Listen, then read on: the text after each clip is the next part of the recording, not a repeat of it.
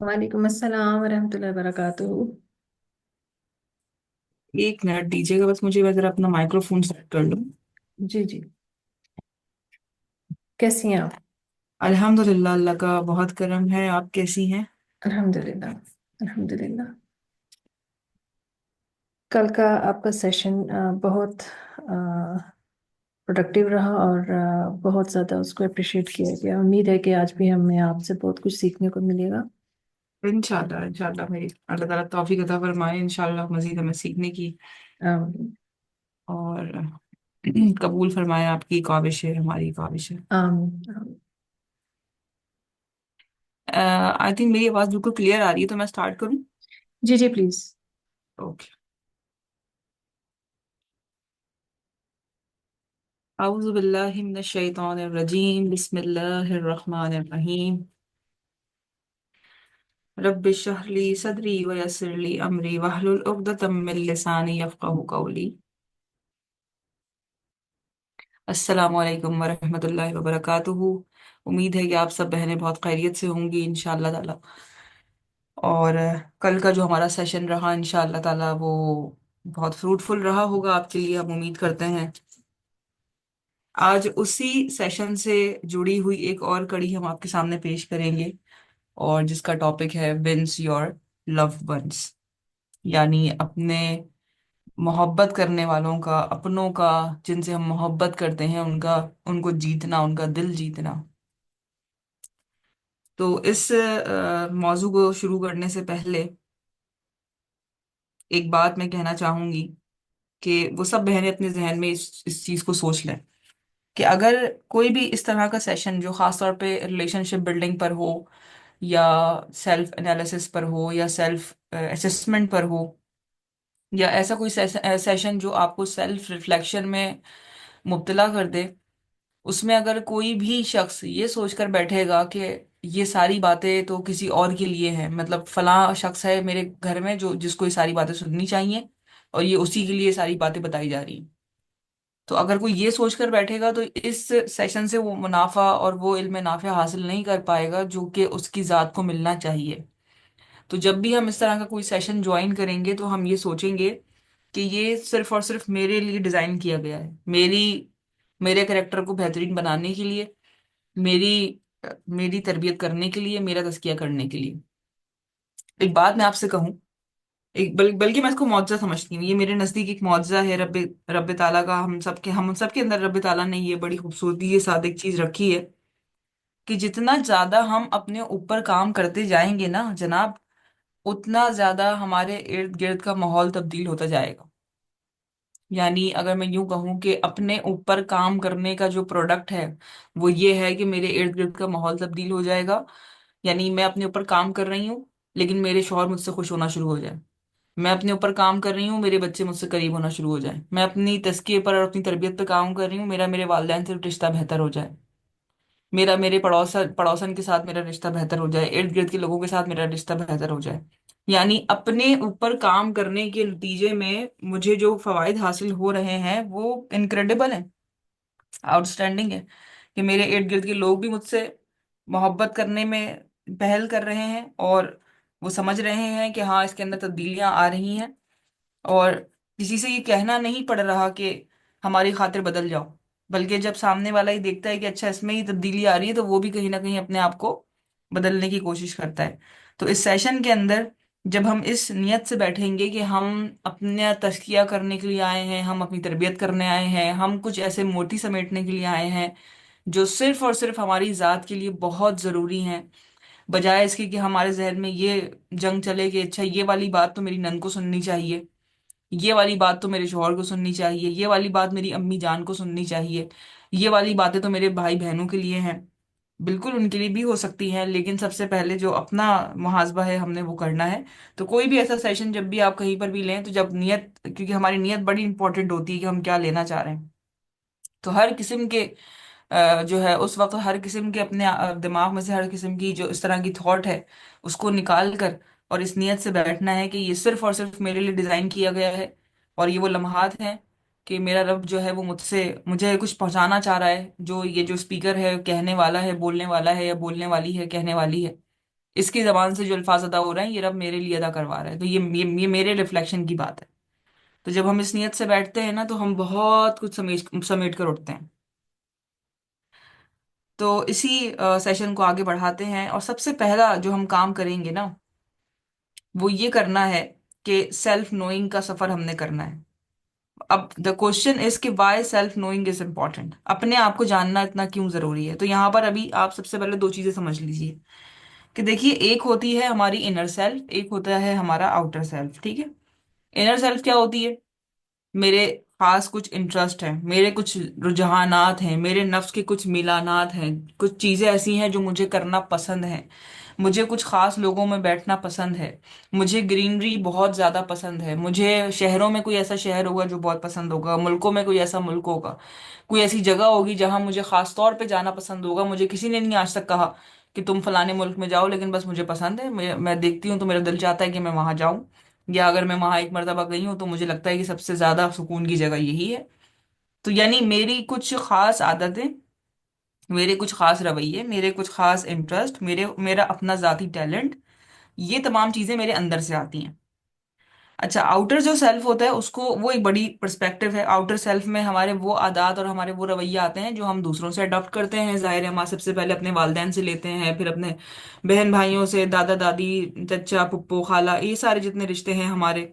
और इसी तरीके से हमारे फिर स्कूल में हम जाते हैं, वहां दोस्तों से लेते हैं। और इसी तरीके से जो है उसके बाद हमारे ससुराली रिश्ते बनते हैं। यानी ये सफर हमारा जारी और सारी रहता है। तो ये जो हमारा आउटर सेल्फ है ये हमारा ग्रो होता रहता है, बनता रहता है, तब्दीलियां आती रहती हैं। इसी तरीके से आउटर सेल्फ के अंदर हमारी जात पात, हमारा हसब नसब, हमारा कौमियत, हमारा रिलीजियस एफिलिएशंस, हमारा थॉट, हम किस स्कूल ऑफ थॉट से ताल्लुक रखते हैं, ये तमाम जो चीजें ये भी हमारी बाहरी शनाख्त से, यानी हमारा जो बाहर का सेल्फ है ये उसी से रिलेट करती हैं। इनर सेल्फ को जानने के लिए, ये इनर सेल्फ का जानना जरूरी क्यों है, हम इस पर क्यों बात कर रहे हैं? जब हम बात ये कर रहे हैं कि टॉपिक हमारा है विन योर लव वंस, कि अपने अपने मोहब्बत करने वालों का दिल जीतना या उनको जीतना। तो ये पहला स्टेप आखिर हम क्यों ऐसा रख रहे हैं कि self knowing is very very important. यहाँ आपने जरा अपने दिमाग को बिल्कुल हल्का करके और ये सारी तवज्जो आप इधर ही मबजूल कर फरमा लीजिए, क्योंकि अब जो पॉइंट मैं बताने वाली हूँ ये बहुत इंपॉर्टेंट है। देखिए जनाब, हम जिस फिजा में इस वक्त सांस ले रहे हैं, हम जिस हवा में इस वक्त सांस ले रहे हैं, ये है कैपिटलिज्म की फिजा, मादियत परस्ती। पिछले 200 से 250 सालों के अंदर, 250 सालों के अंदर, जो 200 से 250 सालों के अंदर हमारे दरमियान बहुत ज्यादा किसी अगर फितने ने सर अपना उठाया है तो वो कैपिटलिज्म है। और उसी की फिर बहुत सारी सब ब्रांचेस भी हैं, जो हमने कल भी बात की थी इज्म्स के बारे में। तो ये जो दौर है ये है मादियत परस्ती का दौर। और मादियत परस्ती के दौर में मसला एक ये आ गया है जनाब आली, कि जो हमारे रियल रिलेशंस है ना, जो हमारे खूबसूरत बहुत प्यारे अल्लाह की तरफ से बनाए हुए, या वो रिश्ते जो हमने खुद दुनिया में आकर बनाए, जैसे दोस्त अहबाब, जैसे शादी ब्याह के रिश्ते, उनको हमने कैपिटलिज्म की नजर से देखना शुरू कर दिया है। अब मैं इस बात को थोड़ा सा और खोलती हूँ। हम किसी स्टोर पे जाते हैं, यानी बिलफर्ज मैं किसी स्टोर पे जॉब कर रही हूँ और मैं वहां पर कस्टमर सेटिस्फेक्शन का मेरा काम है। मेरा काम जो है वो सेल्स गर्ल्स का काम है। मैं वहां खड़ी हूँ और मैं फाउंडेशन बेच रही हूँ, या मैं कोई दुपट्टा, या मैं कोई कपड़े बेच रही हूँ। मुझे इस चीज से कोई लेना देना नहीं है कि मेरे दिल में उस वक्त क्या चल रहा है। मुझे एक टास्क दिया गया है कि जाओ और जाके कस्टमर को ये चीज सेल करो, उसको हंस हंस के दिखाओ, उसके सामने मुस्कुराओ, उसके सामने तैयार श्यार होकर खड़ी रहो। तुम्हारे दिल में क्या उठ रहा है इससे हमें कोई लेना देना नहीं है। तुम्हारा काम ये है, ये लो अपने पैसे, 25-30 हज़ार रुपए, 50 हज़ार रुपए महीने के, और तुम्हारा काम है कस्टमर को एंटरटेन करना। अभी प्रॉब्लम ये हुआ है कि हम, यानी मैं इसको थोड़ा सा और अगर खोलूं तो कस्टमर को डील करने के लिए, उसके साथ मुस्कुराकर बात करने के लिए, और उसको हर तरीके से घेरने के लिए कि किसी तरह ही मेरी बात मान ले और मेरी चीज खरीद ले, ये जरूरी नहीं है कि मेरा तस्किया हुआ हुआ हो। मैं अपनी इनर सेल्फ को जानती हूँ, मैं अपनी आउटर सेल्फ को जानती हूँ, मैं जो है वो तरबियत मेरी हुई भी हो। इन सब चीजों में से किसी चीज का होना जरूरी नहीं है, सिर्फ एक चीज का होना जरूरी है कि मुझे पता हो कि मेरा हदफ है कि मुझे पैसा कमाना है और मुझे अपने कस्टमर को सेटिस्फाई करना है। That is the main reason. अब प्रॉब्लम ये हुई है जनाब कि वेस्ट की तरफ से ये वबा आई और यही वबा हमारे घरों के अंदर घुस गई। कि हम एक दूसरे को उस तरह डील करने लगे जैसे कस्टमर्स डील किए जाते हैं। सास is a customer, Nand is a customer, शौहर इज अ कस्टमर, अम्मी अब्बा इज अ कस्टमर।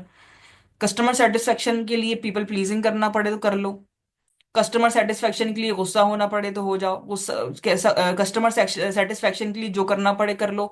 अंदर क्या चल रहा है, हकीकतन उस रिश्ते का मानी और मफहूम पता है या नहीं पता, इस रिश्ते को मैं क्यों निभा रही हूं ये भी नहीं पता। बस एक भेड़ चाल है जिसमें सारे कैपिटलिस्ट मिलकर जो है वो हमें हाँक रहे हैं, और हम हाके अपने आप को हाँके जा रहे हैं हम उस डंडी के पीछे, और हम भी उस भेड़ चाल का हिस्सा हैं, और हम बस लोगों को सेटिस्फाई कर रहे हैं।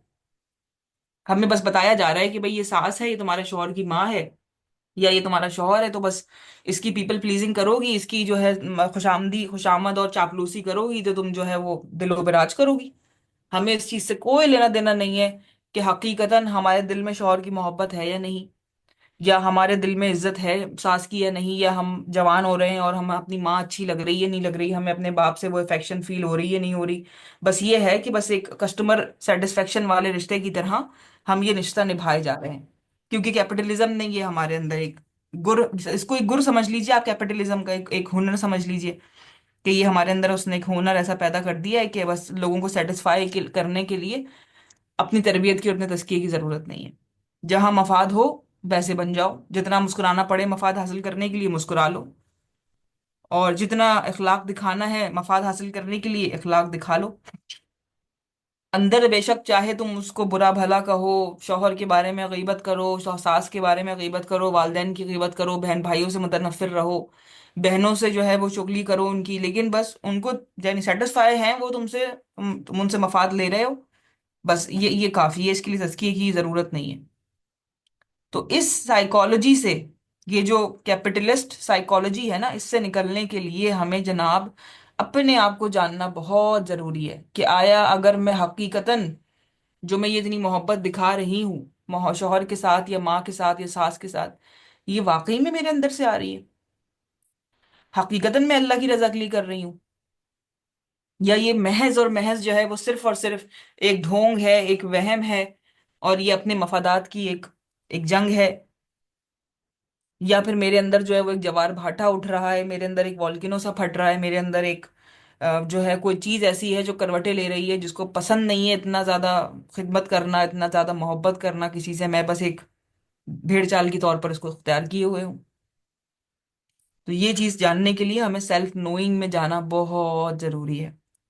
समझ लीजिए कि अगर अपने रिलेशनशिप्स को अच्छा करना है, दूसरों के दिलों को जीतना है, तो हकीकतन अपने दिल की दुनिया को पढ़ना होगा, अपने दिल को अपनी, समझ लीजिए कि आपके पास एक असाइनमेंट है, एक थीसिस आपको दिया गया है, एक रिसर्च पेपर आया है आपके पास आपके दिल की सूरत में, इसको पढ़ना है कि मेरे दिल में क्या मौजूद है, कितने परसेंट हसद है, कितने परसेंट बुग़्ज़ है, कितने परसेंट कीना है, कितने परसेंट बैक बाइटिंग है, कितनी परसेंट झूठ है, कितनी सच्चाई है, कितनी हमदर्दी है, कितनी मोहब्बत है, कितनी उनसियत है, कितनी उल्फत है, आखिर मेरे दिल के अंदर क्या है। और मैं, जब मेरे ऊपर इमोशंस हावी होते हैं तो किस तरह की थॉट्स मेरे अंदर क्रिएट होती हैं, और जब मेरी थॉट्स बनती हैं तो मैं अमल कैसा करती हूँ, और जो मैं अमल करती हूँ वो हकीकतन मेरे दिल की दुनिया से वाकफियत रखता भी है या नहीं, या महज मुझे एक वहम सा हो गया है कि मैं लोगों से बड़ी मोहब्बत कर रही हूँ, जबकि दर हकीकत वो मोहब्बत नहीं है, वो तो सिर्फ दिखावा है। तो ये जो कस्टमर सेटिस्फेक्शन वाली हमारी एक नफ्सियात है, हमें इससे निकलना होगा, और हकीकतन अपने अपने अंदर झांकना होगा कि हम वाकई में कितना ज्यादा अपने आप को जानते हैं। क्योंकि जितना हम अपनी गहराई में जाते जाएंगे ना जनाब, जितना हम अपनी जात की गहराई में जाते जाएंगे, उतना ज्यादा हमारे लिए अपने आप को हैंडल करना आसान हो जाएगा। अक्सर आपने सुना होगा कि हमारी बहनें शिकायत करती हैं, मुझे समझ में ही नहीं आता मुझे इतना गुस्सा क्यों आता है, मुझे समझ ही नहीं आया उस वक्त क्या हुआ था, मैं करना नहीं चाह रही थी ये गुस्सा, मेरे बोलने का मतलब ये नहीं था, मेरे कहने का मतलब हरगिज ये नहीं था, लेकिन बस मुझे गुस्सा आ गया। What does it mean? It means कि शी डोंट नो कि व्हाट इज इनसाइड हर, क्या उसके अंदर मौजूद है, कि कौन सी ऐसा वो जज्बा है, कौन सी ऐसी वो आदत है, कौन सा ऐसा वो रवैया है, कौन सी ऐसी वो चीज है जो अंदर बैठी हुई है, और उसने जो है ना ट्रिगर किया है उस चीज को। तो रिश्ते निभाने के लिए, लोगों के दिल जीतने के लिए बहुत जरूरी है सेल्फ नोइंग। अब सेल्फ नोइंग के लिए आप चार चीजों को मद्देनजर रख लीजिए। नंबर वन, या आप चाहें तो लिख लें, अपने हिसाब से आप इस पर काम करते रहिए, अपने टाइम लीजिए और इस पर तज़किया कीजिए, जो तरबियत अपनी है वो करते रहिए। नंबर वन इज दैट कि मैं अपने बारे में वो क्या जानती हूँ, ऐसा क्या जानती हूँ जो सब जानते हैं। ये कौन सा एरिया है मेरी जात का जो मैं भी जानती हूँ और वो बाकी सब लोग भी जानते हैं। यानी मेरा नाम कुरतुलैन है, मेरा पेन नेम जो है वो फैज आलम है, मैं शादीशुदा हूँ, मैं मुसलमान हूँ, मैं ये काम कर रही हूँ, ये मैं अपने बारे में जानती हूँ, मेरे बारे में और लोग भी जानते हैं। मैं बहुत हंसने हंसाने वाली हूँ, मैं खाना बनाने की अच्छी कोशिश कर लेती हूँ, मैं लोगों से मेल मिलाप करना जानती हूँ, किसी जमाने में मैं बहुत गुस्से वाली हुआ करती थी। ये बातें मैं भी जानती हूँ, मेरे इर्द गिर्द के लोग भी जानते हैं। दूसरा डोमेन क्या है? मैं अपने बारे में क्या नहीं जानती ऐसा, लेकिन दूसरे जानते हैं। मिसाल के तौर पर, कि दूसरे आकर मुझे बताते हैं कि तुम फलाने वक्त में इतना शदीद गुस्सा कर रही थी, तो मैं कहूंगी अच्छा वाकई मैंने गुस्सा किया? नहीं, मुझे तो नहीं पता यार, मेरा तो ऐसा मकसद ही नहीं था। या कोई आके मुझे ये बता रहा है कि यार तुम्हें पता है तुम झूठ बहुत बोलती हो। नहीं नहीं, मैं तो कहाँ झूठ बोलती हूँ, मैंने तो आज तक झूठ बोला ही नहीं है, मैं तो बड़ी सच्ची सावित्री हूँ। तुम्हें पता है तुमने उस वक्त ये गेम खेला था। यानी दूसरे मेरे बारे में मुझे बता रहे हैं, या दूसरे बता रहे हैं यार तुम बड़ी मुखलिस हो, तुम बड़ी मोहब्बत करने वाली हो। आपने अक्सर देखा होगा कि हमारी हाउस वाइफ्स में अक्सर ये प्रॉब्लम आती है कि बड़े खूबसूरती के साथ वो अपनी टेबल सजाएंगी और दावत पे लोगों को बुलाएंगी, और जब उनकी तारीफ होगी ना तो वो कहेंगी हाँ, नहीं नहीं, वो तो इत्तेफाक से बन गया, ऐसी कोई बात थोड़ी नहीं नहीं, बस बन गया, पता नहीं कैसे। यानी अगर उनकी बिरयानी की तारीफ कर दी तो यानी वो उसको एक्सेप्ट नहीं कर रही होती, क्योंकि उनको पता ही नहीं है कि वो वाकई में अच्छी बिरयानी बना सकती हैं। उनको इस चीज का अंदाजा ही नहीं है कि वो वाकई में बहुत बेहतरीन जो है वो खाना बना सकती हैं, या वो खुद खूबसूरत लग सकती हैं। उनके सामने आप तारीफ करें उनके ड्रेस की कि आज आप सफेद कपड़ों में या ब्लैक कपड़ों में बड़ी प्यारी लग रही हैं। अरे नहीं भाई, अब हम क्या प्यारे लगेंगे, अब तो हमारी उम्र गुजर गई, अब तो हम बुढ़े हो गए। हमारी अम्मी अक्सर इस तरह की बातें करती हमें दिखाई देती थी। What does it mean? Simple is that कि इनको पता ही नहीं है कि वो वाकई में प्यारी लग रही हैं। तो ऐसी ना जाने कितनी बातें हैं जो लोगों को हमारे बारे में पता होती हैं और हमें नहीं पता होती। तो अब ये कैसे पता लगेगा? ये आप अपने इर्द गिर्द के लोगों से, जो जो हकीकतन जेन्युइन आपके मुखलिस लोग हों, जो आपको पता हो कि ये वाकई में मुखलिस लोग हैं और ये मुझे बिल्कुल सही फीडबैक देंगे, उन लोगों से आप ये सवाल पूछिए कि देखिए मैं अपने ऊपर काम कर रही हूँ, और आप मुझे बगैर खौफ के, बगैर किसी जजमेंट के और बगैर किसी, मैं चाहती हूँ कि आप मुझे सिंपल और एक जो है वो जेन्युइन और मुखलिसी के साथ आप मुझे फीडबैक दीजिए कि वो कौन सी बातें हैं जो आपको लगता है कि आपको आपको पता है मेरे बारे में लेकिन मैं नहीं जानती। आपके स्पाउस हैं, आपकी अम्मियां हैं, आपके अब्बू हैं, आपके बहन भाई हैं, आपकी जो सास हैं, जो भी हैं, आप उनसे पूछ सकती हैं।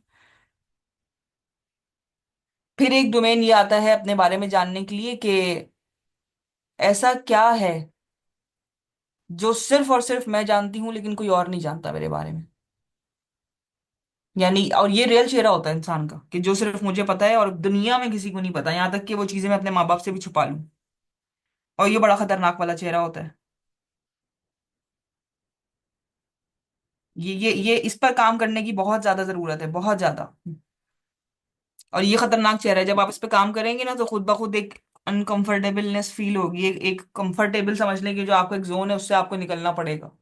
आपको एहसास नहीं होगा कि अच्छा वाकई मैं ऐसा भी कर सकती हूँ, ये रियली में ये मैं हूँ। वो टाइम बड़ा होता है, क्रूशियल होता है, वो समझने वाला होता है, उसके ऊपर काम करना बहुत जरूरी है। उसके उसके लिए आपको किसी मेंटोर की जरूरत पड़े, अल्लाह से आप दुआ मांगती रहें तो आप उसको पहचान सकती हैं, क्योंकि जब तक आप उसको पहचानेंगे नहीं तब तक आप उसको दुरुस्त नहीं करेंगे। और एक होता है, एक ऐसा ब्लाइंड स्पॉट होता है हमारे शख्सियत के अंदर कि जिसके बारे में ना हमें पता होता है ना दूसरों को पता होता है। मिसाल के तौर पे कि कभी कभी हमारी अम्मियां शिकायत करती हैं ना अपने बच्चों के बारे में कि मेरा बेटा ऐसा कर तो नहीं सकता, ये पता नहीं कैसे कर दिया इसने, सारी जिंदगी में इसने कभी ये हरकत नहीं करी है, मेरी बेटी तो कभी ऐसा नहीं कर सकती। यानी अचानक हमसे वो सरजद हो जाता है, हमें खुद भी पता नहीं होता अपने बारे में कि ये हरकत हम कर सकते हैं। तो ये वाला जो स्पॉट है इसके ऊपर आहिस्ता आहिस्ता इंसान इसको एक्सप्लोर करता है। सिचुएशन के हिसाब से चीजें सामने आती जाती हैं, एक्सप्लोर करता जाता है। तो आप इसको लिखें, इस पर लिखने के बाद इसके ऊपर काम करें, और ये सोच कर काम करें कि मैं उसी मुआवजे के इंतजार में हूँ कि मैं अपने ऊपर काम कर रही हूँ और मेरे इर्द गिर्द का माहौल ठीक हो जाए और मेरे बच्चों के साथ मेरे ताल्लुक अच्छे हो जाएं और मेरे स्पाउस के साथ और मेरे जो है वो मेरे मेरे घर वालों के साथ और इर्द गिर्द के लोगों के साथ मेरा ताल्लुक, मेरे रब के साथ मेरा ताल्लुक बेहतर हो जाए इस काम करने के नतीजे में। तो लिहाजा जो पहला स्टेप हुआ वो हुआ सेल्फ नोइंग का, कि self, why self knowing is important. Self knowing is important for making relationship. जब हम अपने आप को नहीं जानते तो हम ये दावा भी नहीं कर सकते कि हम दूसरे को जानते हैं। एक ऐसी खातून जिनको अपने बारे में कख कुछ नहीं पता, अपने बारे में कुछ नहीं पता कि वो कहाँ से क्या ड्रिवन हो रही हैं, क्या उनका बिहेवियर निकल के आ रहा है, कोई उनके साथ कोई पुरानी याद बुरी चिपकी हुई नहीं चिपकी हुई, कोई नेगेटिविटी उनके अंदर है या नहीं, या पॉजिटिव है भी या नहीं, और दूसरों को लेबल करती फिर रही है कि वो फलानी जो है वो चुगली है करने वाली है, वो फलां की जो बीवी है वो इतनी बुरी है, वो फलां की जो बहन है वो इतनी बुरी है। और जबकि इनको अपने बारे में बिल्कुल, और ये गफलत का बड़ा खतरनाक जो है, समझ लीजिए कि एक दौर होता है इंसान की जात पर। यानी इंसान कभी कभी माजल्ला इतना गुमराह हो जाता है कि रब्बे ताला उसको उसकी जात से गाफिल कर देता है। और ये बड़ी खतरनाक एक जो है सिचुएशन होती है, अल्लाह ताला बचाए हम लोगों को इस सिचुएशन से। अच्छा, मसला पता है क्या हुआ है कि क्योंकि हम कैपिटलिज्म की भी बात कर रहे थे ना, बड़ा एक मेरे जहन में एक बात आती है जो मैं अक्सर लोगों से शेयर करती हूँ, खवातीन से, कि क्योंकि जिस तरह का तालीमी निज़ाम हमें दिया जा रहा है, जिस तरह का तालीमी निज़ाम हम अपने बच्चों को दे रहे हैं, उनके अंदर कहीं पर भी, यानी हमारा जो तालीमी निज़ाम है, अगर बच्चा 3 साल की उम्र से जा रहा है स्कूल, 4 साल या 5 साल की उम्र से जा रहा है, 25 साल या 30 साल कम से कम जाके उसकी पढ़ाई मुकम्मल हो रही है, एक जो मास्टर्स लेवल की पढ़ाई है या पीएचडी लेवल की, पीएचडी तो खैर और भी बड़ी उम्र में होता है, लेकिन फिर भी कुछ लोग जो है वो 35 साल की उम्र में भी कर लेते हैं, 30 साल की उम्र में भी कर लेते हैं। तो कहने का मकसद ये है कि इतनी जो बड़ी हमारी एक तालीमी जो हमारी उम्र होती है ना, तालीमी दौर जो होता है, इसमें कहीं पर भी किसी करिकुलम में कहीं कोई ऐसी फॉर्मूला, कहीं पर कोई ऐसी बात हमें नहीं सिखाई जाती कि जहां हमें ये पता लगे कि लोगों के साथ जो है वो कैसे हैंडल करना है, किस तरह लोगों को, माँ बाप को डील करना है, किस तरह स्पाउस को डील करना है, कस्टमर को डील करना, लोगों को कम्युनिकेशन इस तौर पर सिखाना कि तुम्हें ये चीज़ बेचनी है और ये खरीदनी है। एक कैपिटलिज्म का गुलाम बनने के लिए तो हमें तैयार किया जा रहा है, लेकिन हमें जो है वो एक बेहतरीन और आला औसाफ वाला मुसलमान बनने के लिए तैयार नहीं किया जा रहा। इसलिए आज की जो लड़की है, जेनजीज जिसको हम कहते हैं, तो जेनजी की जो लड़की है उसके लिए बहुत मुश्किल हो गया है 9 महीने सबर करके बच्चा पैदा करना। इसलिए वो नारे लगाती फिर रही है कि मेरा जिस्म मेरी मर्जी, मेरा जिस्म मेरी मर्जी। बॉस को खुश करना बहुत आसान है, बॉस का दिल जीतना बहुत आसान है, और शौहर का दिल जीतना इज्जत नफ्स मार देने के मुतरादिफ है। शौहर का दिल जीतना जो है वो इज्जत नफ्स, और हाय हाय मेरी तो इज्जत नफ्स खराब हो रही है, इसमें इसमें तो मेरा मेरा जो है वो इनर सेल्फ तबाह हो बर्बाद हो जाएगा अगर मैंने शौहर को खुश कर दिया। जबकि बॉस को खुश करना बहुत अच्छी बात है, बहुत तमगे की बात है। हम ऐसी औरत को बहुत सराहते हैं जो 20-30 साल अपने आप को ख्वार करके धूप में और ऑफिसों में चक्कर धक्के लगाकर सीईओ बनती है, लेकिन हम ऐसी औरत को जो है वो डीग्रेड करते हैं जो 20-30 साल किसी शादी में लगाकर और एक 50-60 साल की उम्र में पहुंचती है और अपने बहू और बेटों के साथ रह रही होती है, तो हम कहते हैं क्या है बेचारी ने पता नहीं क्या, कुछ भी नहीं देखा इसने तो अपने आप को मार लिया, अपने आप को खत्म कर लिया। जबकि वो अपनी दुनिया में खुश होगी, वो अपने पोता पोतियों में, अपने बहू दामाद में खुश होगी, लेकिन हमें उसकी बड़ी फिक्र खाई जा रही होती है कि आय है बेचारी डॉक्टर नहीं बन पाई और इंजीनियर नहीं बन पाई। तो ये जो कैपिटलिज्म की बीमारी हमें लाहिक हो गई है, अल्लाह ताला हमें इससे बचाए। क्योंकि हमारे ना तालीमी निज़ाम में, ना हमारे माशरे में हम ऐसी औलादें पैदा ही नहीं कर रहे, ना हम ऐसी औलादें पालने का सोच रहे हैं कि जो आपस में ताल्लुक बनाने वाली हो। हम जो है वो कोशिश में है कि बस इंजीनियर हो बेटा, बेशक उसके अंदर तमीज़ हो ना हो बीवी को रखने की, बेटी बेशक जो है वो पायलट बन जाए, डॉक्टर बन जाए, लेकिन उसमें बेशक ये फहम और ये फरासत हो कि किस तरह लोगों को, ससुरालियों को डील करना है। तो हमें इस चीज़ की परवाही नहीं है। तो अल्लाह ताला हमारे लिए आसानियत अता फरमाए। तो मसला यही हुआ है कि अभी हमारे लिए जो है वो कस्टमर को जो है वो दिल उसका जीतना बहुत अहम हो गया है, और जो घर वाले हैं उनका दिल जीतना हमारे लिए बहुत, समझ लीजिए कि एक, यहाँ पर तो बाउंड्री लगाओ भाई, बाउंड्री लगाओ यहाँ पर, ये तो ट्रॉमा हमें मिल रहा है। हर चीज को हमने एक ट्रॉमा भी बना लिया है, बड़ी बड़ी, यानी हमने बड़े बड़े ट्रॉमा, ट्रॉमा जो है वो बहुत, मतलब एक बड़ी टर्म है ट्रॉमा। उस ट्रॉमा को हमने इस चीज में भी तब्दील कर दिया कि बच्चे को आपने सलाम करने का क्यों कह दिया, बच्चे को आपने ये क्यों कह दिया, उससे आपने उसके हाथ से मोबाइल क्यों ले लिया, आपने ये क्यों कर दिया। मतलब अभी जो हमारे जो वालदेन हैं मिलेनियल्स, वो बेचारे तो इतनी बुरी तरह पिस रहे हैं कि वो चाह रहे हैं कि एक किसी तरह से हम अपने माँ बाप का दामन भी पकड़ के रखें, रिवायती भी हमारे अंदर कुछ कायम और दायम रहे, कल्चर भी हमारा रहे, कुछ थोड़ा सा हम दीन का भी तड़का लगा लें, और कुछ जो है वो टेक्नोलॉजी को भी खुश करना चाह रहे हैं और वेस्ट से भी लेना, लिबरलिज्म लेना चाह रहे हैं। तो इतना हमारा, यानी कि समझ लीजिए कि एक वजूद है जिसमें हिदायत और कुफर एक साथ मौजूद है। और ये बड़ी खतरनाक सिचुएशन है कि एक ही वजूद है जिसमें एक ही वक्त में हिदायत भी सर उठाने की कोशिश कर रही है और कुफर भी अपनी जान मारने की कोशिश कर रहा है। तो अगर ये सिचुएशन होगी दिमाग की, और तो और अगर नफ्स इस तौर पर चलेगा, तो ताल्लुकात बनाने की सलाहियत मुसलमान के तौर पर तो कभी भी वो मलका पैदा नहीं हो पाएगा। तो यहाँ हमें इसलिए सेल्फ नोइंग को इस तमाम पर्सपेक्टिव में जो मैंने आपके सामने पेश किया है, इस ब्रॉडर पर्सपेक्टिव में देखने की जरूरत है। क्यों, आखिर वजह क्या है, क्यों हम बात कर रहे हैं आज, हम क्यों बात कर रहे हैं कि भाई दिल जीते हैं लोगों के, हम मुसलमान जो है वो wins your love once, why, इसकी क्या जरूरत पेश आ गई? हदीस मुबारक हमें बताती है, तुम में सबसे बेहतर वो है जिसके अखलाक सबसे बेहतर है। दीन का काम करना हो, फलाह बहबूद का काम हो, लोगों के सोशल चेंज का काम हो, किसी भी किस्म का काम हो, घरेलू काम हो, व्हाट्सएवर, इखलाक अच्छे नहीं है आप कोई काम अच्छा, अखलाक अच्छे होंगे आप अच्छा काम कर सकते हैं, इखलाक अच्छे नहीं है आप कोई काम नहीं कर सकते। ये दीन का पक्का पक्का फार्मूला है। और नबी पाक सल्लल्लाहु अलैहि वसल्लम ने इसी हदीस में आगे फरमाया है कि तुम में सबसे बेहतर मैं हूँ अपने घर वालों के लिए, और मेरे अखलाक, मुझे जो है वो अखलाक हमीदा का एक बेहतरीन नमूना जो है वो बनाया गया है। तो हमारी जो नज़र है, अगर हमें ताल्लुकात निभाने हैं, अपने अखलाक अच्छे करने हैं, अपने अंदर रहम का मामला रखना है, अपने अंदर फहम और फरासत लेकर आनी है, अपने अंदर से बेवकूफ़ी और मासूमियत के नाम पर अपने आप को पागलपन से बचाना है, तो हमें सिर्फ और सिर्फ नबी करीम सल्लल्लाहु अलैहि वसल्लम की ज़ात गिरामी से जुड़ना होगा, कुरान मजीद की तालीमात से जुड़ना होगा। जब तक हम अपने दिमाग में एक नुक्ते की जगह कुरान को देंगे और पूरा दिमाग हमारा वेस्टर्न साइकोलॉजी से भरा हुआ होगा, पूरा दिमाग हमारा वेस्टर्न कल्चर से भरा हुआ होगा, तब तक हम नफ्स का बंदा बने तो बने, हम अब्दुल नफ्स तो बन सकते हैं, हम अब्दुल्ला नहीं बन सकते।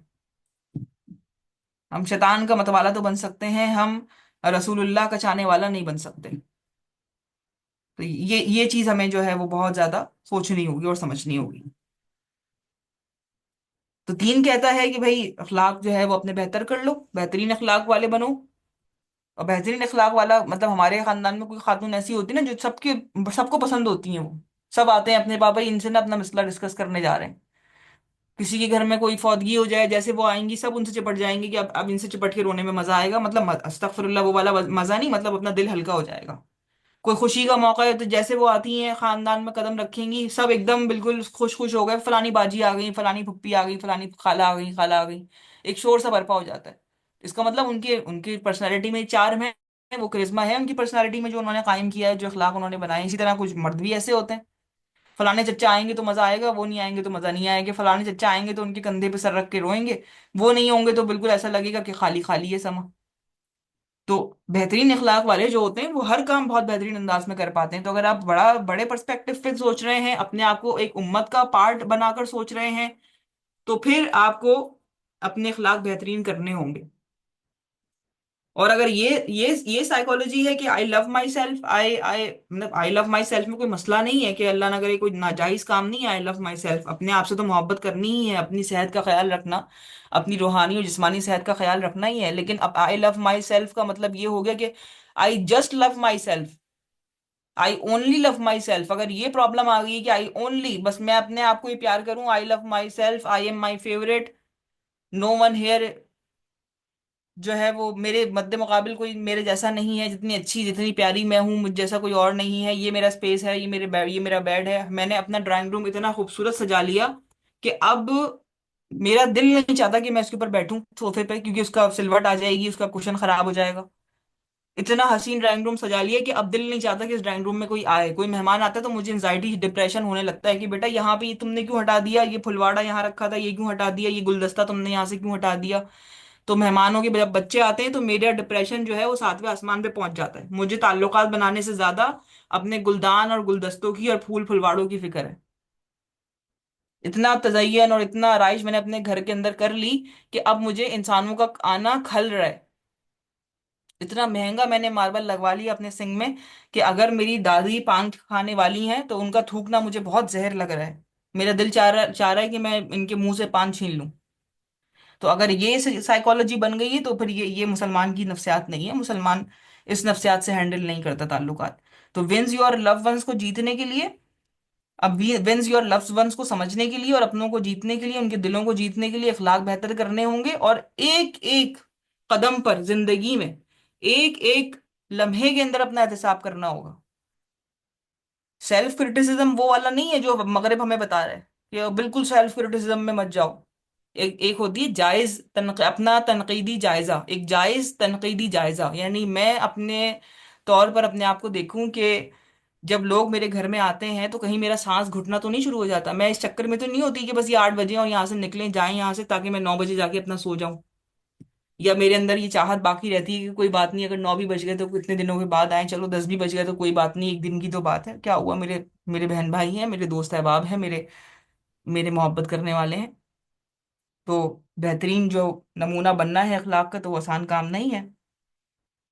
अच्छा, इसके लिए ना एक चीज को बड़ा इंपॉर्टेंट जो है ना समझना है, यहाँ पर आप इसको चाहे लिख लें, 3 हम आपको ऐसे वो दे रहे हैं जिससे आपको पता लगेगा। क्योंकि हमें अपने बारे में हम जानने की बात कर रहे हैं ना, तो हमें ये जानना बहुत जरूरी है कि हमारी नफ्सियाती सेहत का इस वक्त क्या हाल है। मेंटली तौर पे हम कितना स्टेबल हैं, कितने मेच्योर हैं, इस चीज को अगर हमें समझना है तो 3 सवाल आप अपने पास नोट डाउन कर लें। सबसे पहला, और ये इसमें से कुछ आपको अपने इर्द गिर्द के लोगों से पूछने होंगे। आप अपने मुखलिस लोग तलाश करें, आपके स्पाउस हैं या आपके दोस्त अहबाब हैं या आपके वालदैन हैं, व्हाट्सो एवर, बहन भाई हैं, कजन्स हैं, उनमें देखें कौन आपके सबसे ज्यादा करीब है, उससे आप पूछें। किसी खुशामद और किसी चापलूस से मत पूछिएगा, क्योंकि चापलूसों की आदत होती है वो बिला वजह की तारीफें करते हैं। अच्छे मतलब जेन्युइन बंदे से पूछें और खुद भी इस चीज को आप नोटिस करें। पहला सवाल, मैं कितना ज्यादा खुश नजर आती हूँ और मैं कितना ज्यादा खुश रहती हूँ। खुश, अच्छा, 2 चीजें यहाँ समझ लीजिए कि खुश नजर आने में और खुश रहने में फर्क होता है, ठीक है। लोग आपको ये तो बता देंगे कि आप खुश नजर आती हैं, हाँ भाई आप अक्सर हमें खुश नजर आती हैं, लेकिन आपको लोग ये नहीं बताएंगे कि आप खुश रहती हैं। ये आपने खुद आइडेंटिफाई करना है कि हकीकतन मुझे दिल से खुशी महसूस होती है या नहीं। मैं खुश रहती हूँ या मैं खुश नजर आती हूँ। ऑलवेज, अगर ऑलवेज है तो आउटस्टैंडिंग, आपकी मेंटल हेल्थ बहुत बेहतरीन है, बहुत अच्छी मेंटल हेल्थ जा रही है। ऑफन या फिर रेयरली, ऑफन में 50-50% है, यानी अब कभी कभार, अक्सर अक्सर मैं खुश नजर आती हूँ। और अगर रेयरली है कि बिल्कुल ही मैं मतलब, लोग कहते हैं कि कुछ बच्चे ऐसे हैं जिनसे पूछा जाए कि आपकी अम्मी कब हंसी थी, तो वो बताते हैं कि वो फलानी शादी में गई थी 2 साल पहले, तो हमने माँ उनको बड़ा हंसते हुए देखा था। हमसे बात करते हुए वो हंसती नहीं है, वो अजीब तरीके से खुर्राट होकर बात करती हैं हमसे। हमारे अब्बू हमसे बात करते हुए हंसते नहीं है। अगर ये हाल है कि अपने चेहरे पर खुशी लाना, अपने चेहरे पे मुस्कुराहट लाना, अपने दिल में मुस्कुराहट लाना मुश्किल हो गया है, तो फिर जो है वो मामला गड़बड़ है, अपने ऊपर शदीद जो है वो काम करने की जरूरत है। तो इस सवाल का जवाब आप जो है वो तलाश करिए। नंबर 2, ये सवाल कीजिए कि मैं कितनी जल्दी बुरा मान जाती हूँ, और यही सवाल आप अपने उसी जेन्युइन बंदे से पूछें जो भी आपके करीब है, ताल्लुक में है आपके साथ, आपके भाई बहनों में हो सकता है, व्हाट्सएवर किसी में भी, कि मैं कितनी जल्दी बुरा बुरा मान जाती हूँ। कुछ लोग बेचारे इतने ज्यादा नफसियाती तौर पे कमजोर होते हैं, अल्लाह ताला उनके लिए आसानियां अता फरमाए, कि वो फखरिया अंदाज में बताते हैं। और कुछ माएँ बेचारी ऐसी होती हैं, मेरा ये बच्चा बड़ा सेंसिटिव है, बहुत सेंसिटिव है, ये बहुत जल्दी दिलों पे ले लेता है अपना। मतलब ये कोई बहुत फखरिया अंदाज में बताने वाली बात नहीं है, ये एक नफसियाती कमजोरी है जिसके बारे में आप बहुत फख्र से बयान कर रही हैं कि मेरी बेटी जो है वो बहुत सेंसिटिव है, बहुत जल्दी बुरा मान जाती है, बहुत दिल पे ले लेती है ना असल में ये बातों को। ये खतरनाक चीज है। मेरा बेटा बहुत सेंसिटिव है, बहुत बहुत जल्दी ना, मेरे बारे में तो बस वो कुछ सुन ही नहीं सकता, मेरे बारे में कोई बात करेगा वो सामने वाले का मुंह तोड़ देगा। तो आपका बेटा तो बहू का गला घोट के मार देगा। आपने अपने बेटा को अपना एक जानवर पाला है, आपने आपने बेटा नहीं पाला। तो अगर आपने ये इस तरह की सेंसिटिविटी आपके बच्चों के अंदर है, या आपने अपने अंदर रखी हुई है कि मैं तो बस कुछ सुन नहीं सकती ना, मैं, मुझे जरा सी कोई कोई बात बोलता है ना, मुझे बहुत दिल पे लग जाती है। तो ये सेंसिटिविटी जो है ये अच्छी सेंसिटिविटी नहीं है। एक हसास होना अच्छी बात होती है, जिसमें एक नॉर्मल एक बस एक तनासुब होता है कि आप मुनासिब अंदाज में अपने आप को हसास समझें। इतना हसास आप का होना जरूरी है कि जिसमें आपको सामने वाले की तकलीफ का एहसास हो, अपनी तकलीफ के साथ साथ आप सामने वाले की तकलीफ को भी वैलिडेट करना जानते हो, दूसरों के एहसास समझें, किसी की भूख को समझें, किसी की तन पे कपड़ा नहीं है तो उसे कपड़ा पहना दें, लोगों के साथ ताल्लुकात बनाएं। इतना हसास होना तो बहुत जरूरी है। इतना हसास होना बहुत जरूरी है कि रब की आयतें आपके सामने सुनाई जाएं तो आपके रोंगटे खड़े हो जाएं, आपकी आंखों से आंसू जारी हो जाएं, आप जब गुम्बद खजरा देखें तो आपका दिल मचल जाए वहां जाने के लिए। जब आप खाने काबा का गिलाफ देखें तो आपका दिल में चल जाए उसको पकड़ने के लिए। इतना हसास होना तो मुसलमान के लिए सही है, लेकिन इतनी बेवकूफाना किस्म की हसासियत कि मैं तो किसी की बात नहीं बर्दाश्त कर सकती, मेरी बेटी तो रोना शुरू कर देती है, हिचकियां आने लग जाती हैं, उसका बिल्कुल सांस घुट जाता है। ये अगर हम आपकी हालत है तो ये नफसियाती कमजोरी है, इस पर काम करने की जरूरत है। नंबर 3, आप कितनी आसानी से गुस्से में आ जाती हैं? ये सवाल अपने आप से भी करना है, और अगेन आपने उसी बंदे से भी करना है जो भी आपका, जो आपसे ताल्लुक में है, बंदा या बंदी, उनसे आप ये सवाल करें कि मैं कितनी जल्दी गुस्से में आ जाती हूँ। आपको गुस्सा दिलाना अगर बहुत मुश्किल है तो वेल एंड गुड, जबरदस्त हो गया, बेहतरीन हो गया, आउटस्टैंडिंग मेंटल हेल्थ है। लोग आपको ट्रिगर करते रहें, ट्रिगर करते करते खुद पागल होकर ट्रिगर हो जाएं, लेकिन आप ट्रिगर नहीं हो रहे, बहुत बड़ी बात है, ये बहुत जबरदस्त बात है। लेकिन अगर आप इतनी इतनी सी बातों पे ट्रिगर हो रही हैं, उन्होंने मुझे ऐसे देखा था, उन्होंने मेरी तारीफ नहीं करी, उन्होंने मेरे हाथ का पूरा खाना 4-5 रोटियां खा ली, मेरी तारीफ नहीं करी। अगर आप तारीफ की भूखी हैं और तारीफ ना मिले तो आपको गुस्सा आता है। अगर आपकी जरा सी बच्चे को किसी ने कुछ कह दिया तो आपको गुस्सा आ गया, आपको सास ने कुछ कह दिया, शौहर ने कुछ कह दिया तो आपको एकदम टिका के लगा दिमाग पे, आपकी अम्मी जान ने आपको सुबह उठा दिया तो आपको बुरा लग गया। तो अगर ये गुस्सा आपको इस तरह से आ रहा है, कुछ लोग कहते हैं बड़े फखर से हमें बहुत जल्दी गुस्सा आता है लेकिन फिर जल्दी चला भी जाता है, मतलब ये बहुत ही बड़ा जाहिलाना किस्म का रवैया है कि जल्दी गुस्सा आना और फिर जल्दी चले जाना। इसका मतलब ये है कि आपको कभी भी तौफीक नहीं मिली है कि आप अपने गुस्से पे काम कर सकें। गुस्सा बिल्कुल, यानी कि समझ लें कि लोगों को ये पता हो कि इस बंदे के गुस्से का ये थ्रेश होल्ड है, कि ये यहाँ पर इसका पीक पॉइंट है, कि मतलब कोई ऐसी बात इसके सामने हो जाए जो बिल्कुल ही नाजायज हो या बिल्कुल ही आउट ऑफ यानी कि बॉक्स बात हो, या बिल्कुल जो है वो अखलाकियात के खिलाफ हो, तो ये बंदा गुस्सा करेगा। अदरवाइज इसको कोई गुस्सा नहीं आता, ये आराम से कूल डाउन रहता है। तो अगर आपकी ये हालत है तो बहुत जबरदस्त बात है, बहुत मुबारक हो आपको, और अगर नहीं है तो इट्स ओके, आप उसके ऊपर काम शुरू कीजिए। तो ये 3 सवाल थे जो मैं आपके सामने रखना चाहती थी कि आप इसके ऊपर काम करें ताकि आपके तज़किए का और तरबियत का इंतजाम हो सके। उसकी बाद 3 बड़े औसाफ आप नोट फरमा लें। देखें, किसी भी कल्चर का, किसी भी माशरे का, किसी भी तहजीब का, किसी भी जगह का, दुनिया का कोई भी इंसान हो कहे कि मैं बहुत बड़ा आदमी हूँ, मेरे बड़े अच्छे अखलाक हैं, अगर आपने उसको जांचना है ना तो आप इन 3 चीजों पे जांच लें। और अगर आपने अपने आप को जांचना है कि मैं खुद कितना बड़ा इंसान हूं, तो हम इन 3 चीजों को देख लें। सबसे पहला औसाफ वस्फ क्या है? अपनी जात से बाहर निकलकर सोचना।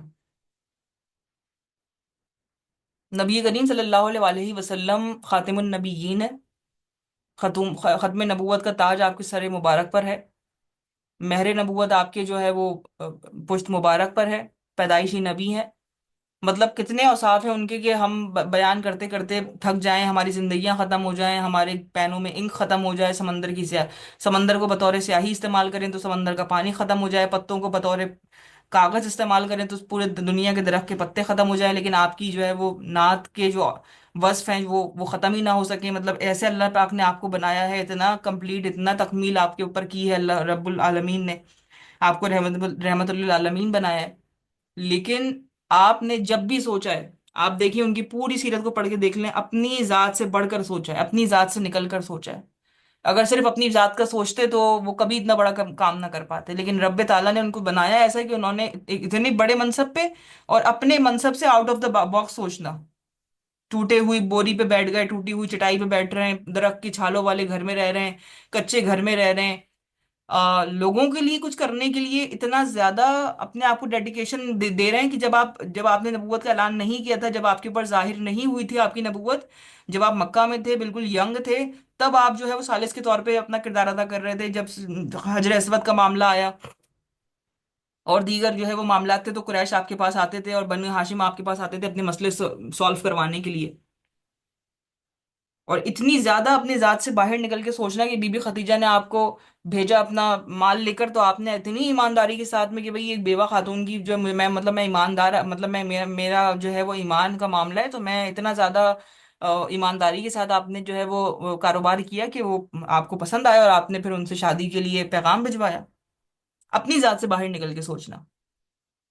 आप सैयदा फातिमा की जात मुबारक को देख लें, आप सैयदा आयशा की जात मुबारक को देख लें, अपनी जात से बाहर निकल के सोचा।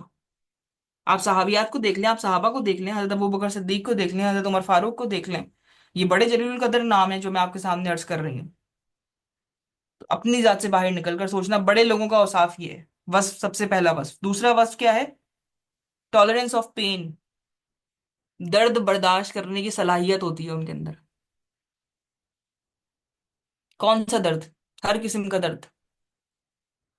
खास तौर पे वो दर्द जो उनकी रूह के ऊपर आ रहे होते हैं ना, लोगों के रवैयों के, बुरे रवैयों के दर्द, वो बर्दाश्त करने की सलाहियत होती है। ये नहीं कि जरा सा किसी ने कुछ कहा तो चीख पड़े अपने, हाय मेरा तो हक दबा लिया, हाय मेरा हक मार लिया, मुझे बुरा क्यों कह दिया, मुझे ये क्यों कह दिया। ये बात नहीं होती वहां पर। अपनी अंदर इतनी सलाहियत, इंसान इतनी टॉलरेंस पैदा कर लेता है कि उसको पेन सहना उसके लिए आसान हो जाता है। इसका मतलब ये नहीं कि आप पेन से मोहब्बत करना शुरू कर दें और अजियत पसंद हो जाएं। इट मीन्स कि जब आप अपनी जात से बाहर निकलकर सोचते हैं ना, तो वो जो लोग आपको पेन देना चाह रहे होते हैं, वो पेन आपको पेन लगता नहीं है, क्योंकि आप उसको इम्पोर्टेंस नहीं देते। आपको बड़े मकसद के बारे में पता होता है। मुसलमान औरत का जो बड़ा मकसद हमने कल डिस्कस किया था, वो क्या था? अगर हम हायर पोटेंशियल की बात करें उम्मत की, तो वो क्या थी? अब्दुल्ला से खलीफतुल्लाह तक का सफर। उसके लिए तो फिर बड़ी बातें भी सहनी पड़ेंगी। उसके लिए तो फिर जो है वो दूसरों के जुमले भी सहने पड़ जाएंगे। तो वो पेन बर्दाश्त करना हमें आना चाहिए। और जब पेन आए तो हमें लगे कि ये पेन नहीं है, ये तो अपॉर्चुनिटी है। अपने आप को रब के सामने एक बार फिर मनवाने की, अपने अपने वजूद को रब के सामने एक बार फिर गिराने की, अपने आप को रब ताला के एक बार फिर हवाले कर देने की। ये तो मेरा रब जो है वो मेरे पास इस पेन की सूरत में आया है। मैं चाहूं तो मैं इसको किस तरह से इसको अंदर से मैं खैर तलाश कर लूं। नेकी तलाश करने की तमन्ना मुसलसल आपको लगी रहे, कि आपके पास जब भी ऐसी मुश्किलात आए, मसाइब आए, तो आप उसमें से नेकियां तलाश करने की, नेकी करने की, खैर करने की, खैर तलाश करने की आप उम्मीद और जद्दोजहद में लगी रहें। तो ये आपके लिए आसान हो जाए, तो इसका मतलब कि बहुत बड़ा फिर इंसान है आप। आला आला औसाफ वाला इंसान है। और तीसरा, टॉलरेंस ऑफ हंगर। भूख बर्दाश्त करना। अक्सर सुना होगा आपने हमारे घरों में ये बात, के बच्चों के मुंह से, मेरा बेटा ना बस भूख नहीं बर्दाश्त होती, बस मम्मा के हाथ का गरम गरम पराठा मिलेगा तो ही, वरना तो वो चीजें तोड़ देता है भाई। मैं अगेन बोलती हूँ ऐसी माओ को कैसे जानवर पालना बंद कर दें। मेरी बेटी, उसको तो बस शाम में फ्रेंच फ्राइज चाहिए ही मम्मा के हाथ के, नहीं होंगे ना तो वो तो खाना ही नहीं खाएगी। आप ऐसी लाडलियां मत पालें जो दूसरों के लिए मुसीबत खड़ी कर दें। अपने हम रमजान के अंदर से हम गुजर रहे हैं, इस वक्त रोजे हम रख रहे हैं। हम सबको अल्लाह पाक ने हर महीने, मतलब 12 महीनों में से एक महीना अल्लाह ताला ने पूरा सिर्फ रोजों के लिए जो है वो क्यों बनाया? ऐसा भी हो सकता था कि हर महीने सिर्फ एक एक रोजा रख दिया, चलो भाई 12 आपके रोजे हो गए साल के। इस तरह से कुछ भी हो जाता, कोई और ट्रिक हो जाती। लेकिन पूरा एक महीना ही डिजाइन करके दिया गया है मुसलमान को, कि आपको पता लगे कि पेट की भूख क्या होती है। भरे हुए पेटों के ऊपर ना इबादतें होती हैं, भरे हुए पेटों पे ना रूहानियत की परवाजें होती हैं, भरे हुए पेट पे ना किसी का दुख और गम नजर आता है। भरे हुए पेट के ऊपर सिर्फ अपना बिस्तर नजर आता है। इट डजेंट मीन कि आप फाके करना शुरू कर दें या खाना मौजूद है और आप ना खाएं। अगर भूख का कहीं आपको सामना हो जाए, तो उस भूख की वजह से आपका दिमाग भन्नाना ना शुरू हो जाए, आप गुस्से से पागल ना हो जाएं, आप किसी को काटने के लिए ना दौड़ें, आप किसी को कॉल करके बातें ना सुना दें, और फिर बाद में उससे बोले वो मुझे असल में भूख थी ना, मुझे भूख लग रही थी, मेरी बचपन की आदत है, मुझे मैं भूखी होती हूँ ना तो मैं इसी तरह से गुस्सा करती हूँ, मैं नाराज हो जाती हूँ। तो टॉलरेंस ऑफ भूख। और आप देखिए कि जो जितनी बड़ी मैंने हस्तियों के आपके सामने नाम लिए हैं, रसूलुल्लाह सल्लल्लाहु अलैहि वसल्लम और उनसे पहले तमाम अंबिया, सब ने ये अपनी पेट के ऊपर ही मशक्कत पाली है। बड़ा आदमी बनना है तो ये औसाफ अपने अंदर लाने होंगे, कि जब अगर भूख का सामना हो जाए, कि कभी ऐसा होता है कि बच्चों को स्कूल लाना ले जाना होता है, 10 चीजें होती हैं, आपके खाने का टाइम निकला जा रहा है, तो ऐसे आप पागल ना हो जाएं कि बिल्कुल ही गुस्से से आपे से बाहर हो जाएं। बल्कि आपको अपना आप वकार के साथ मैनेज करना आता हो, कि चलो चंद घूंट पानी पीकर भी आपको थोड़ा सुकून मिल जाए, और आपको पता हो कि मैं ये चीज मैनेज कर लूंगी। ना इतना हसास बनना है कि बेहोश होगा गिर के, न्यूट्रिशन ही नहीं है बॉडी के अंदर। और ना ही इतना ज्यादा अपने आप को उस तरफ लेके जाना है कि आप बिल्कुल ही गोशा नशीन हो गए और फिर आपने कहा कि भाई मैंने तो पेट पे पत्थर बांध लिया। ये मतलब आपसे एक्सपेक्टेशन ये नहीं लगाई जा रही है। वॉट द मीन इज कि टॉलरेंस ऑफ हंगर का मतलब ये है कि अगर भूख का सामना हो जाए तो उसको वकार के साथ हैंडल किया जाए। कुछ लड़कियां इतनी अच्छी होती हैं, इतनी प्यारी होती हैं इखलाक की, लेकिन जिस दिन उनकी शादी होती है ना, उस रात वो अपने शौहर के साथ इतना बुरा रवैया करती हैं कि सारी जिंदगी उनका शौहर फिर उनका नहीं बन पाता। मेरी बड़ी डीपली ऑब्जर्वेशन है इस चीज पर। और मैंने बहुत खंगाला, मैंने कहा यार ये लड़की तो ऐसी थी ही नहीं, ऐसा होना ही नहीं चाहिए था। आखिर ये इसने शादी की रात क्या कर दिया? इसने सास से बदतमीजी कर दी या शौहर को जो है वो धक्का देके बिस्तर से गिरा दिया? आखिर ये क्यों हुआ? तो पता ये लगा कि 3 बजे की पार्लर की निकली हुई थी, और कुछ खाया नहीं ना पिया, बस जूस पे अपना चलती रही, पानी वानी पी लिया। खाना भी लोगों ने खाया, बारात में नहीं खा सकी प्रॉपर खाना। और शर्म के मारे जो है वो ससुराल में जाके बोला भी नहीं। और जब अपने शौहर साहब पहुंचे तो उनके साथ जो है वो, आपने खाना खा लिया, आपने मुझे नहीं पूछा, आपको एहसास नहीं हुआ, ये है आपका, ये है आपकी तरबियत, ये है, ये बात है, हटे यहाँ से, मुझसे बात नहीं करें। या अगर सास ने कुछ कह दिया तो एकदम उस पर भिपर गई 2-3 दिन के बाद। मतलब शादी के पहले हफ्ते के अंदर ही उनका मतलब एक बुरी उनकी शिकायतें मौसूल हो रही हैं, या वो लड़ झगड़ के वापस आ रही हैं। पता ये लग रहा है कि वजह ये थी कि भाई मेरा दिमाग खराब हो रहा था, इन लोगों ने इतना मेरी टाइम जो है वो रस्मों में लगा दिया था कि मैं भूखी थी। तो यहाँ पर जो है वो, एक तो मैं ऐसी रस्में वस्में होनी नहीं चाहिए, मैं तो इंतहाई खिलाफ हूँ इस तरह की फजूल किस्म की चीज़ों का। ना मैंने अपनी शादी में की, ना अपने भाइयों की, और ना मुझे इंशाल्लाह कभी आगे मैं करूंगी भी नहीं। लेकिन कोई भी अगर करता है तो इस तरह की जो रस्में ना करें। दूसरा ये कि जो ये बच्चियां हैं, इनके साथ में जब भी ये जाएं तो उनके साथ में कुछ खाने पीने का इंतजाम हो पार्लर शॉलर में। पहली बात है कि पार्लर में भी इतने बड़े बड़े घंटे, मतलब यार जिंदगी का मेरा 7-8 घंटे अपने मुंह के ऊपर लीपा पोती करने में गुजर रहे हैं, मैं तो कभी ना करूं। अगर जिंदगी का बड़ा मकसद आपको पता है ना, तो आपके पास टाइम नहीं होगा इन फजूल चोचलों के लिए। अपने आप को बनाना सवारना इज समथिंग वेरी डिफरेंट। अपने बहुत बड़ा दिन होता है ठीक है, लेकिन 1-1.5 लाख का मेकअप आपने मुंह पे कर लिया और शौहर से ताल्लुक नहीं बना पाई, फायदा क्या हुआ इस मेकअप का? 2-2.5 लाख का जोड़ा पहन लिया, 5 से 10 लाख का आपने बैंक्वेट करवा लिया, 15 लाख का आपने खाना कर लिया, लेकिन मियाँ बीवी की आपस में बनी नहीं, ताल्लुक ही कायम नहीं हुआ। जिस्मानी तो बहुत दूर की बात है, कोई रूहानी, कोई जो है वो नफसियाती, कोई इमोशनल उनका ताल्लुक ही नहीं बना, तो फायदा क्या हुआ? तो बहरहाल अभी ये मौजूद हमारा नहीं है, इस पे फिर कभी बात करेंगे। लेकिन हम टॉलरेंस की बात कर रहे थे कि हंगर को मैनेज करना आपके लिए आसान हो, पुरवकार तरीके से आप अपने भूख को बर्दाश्त कर सकें, ये बड़े लोगों का काम है। तो ये 3 आपके सामने हमने वस्फ रखे कि इनके जरिए आपको ये पता लगेगा कि अगर आपको बड़ा इंसान बनना है जो लोगों का दिल जीत सके, तो ये 3 आपको काम, अपने आप को इन 3 चीजों से गुजारना होगा। अब हम चलते हैं उन ट्रिप्स एंड ट्रिक्स की तरफ और उन टैक्टिक्स की तरफ कि जो हमें ये बताती हैं कि भाई विन योर लव वन किस तरह किया जाए, अपने लोगों का दिल किस तरह जीता जाए।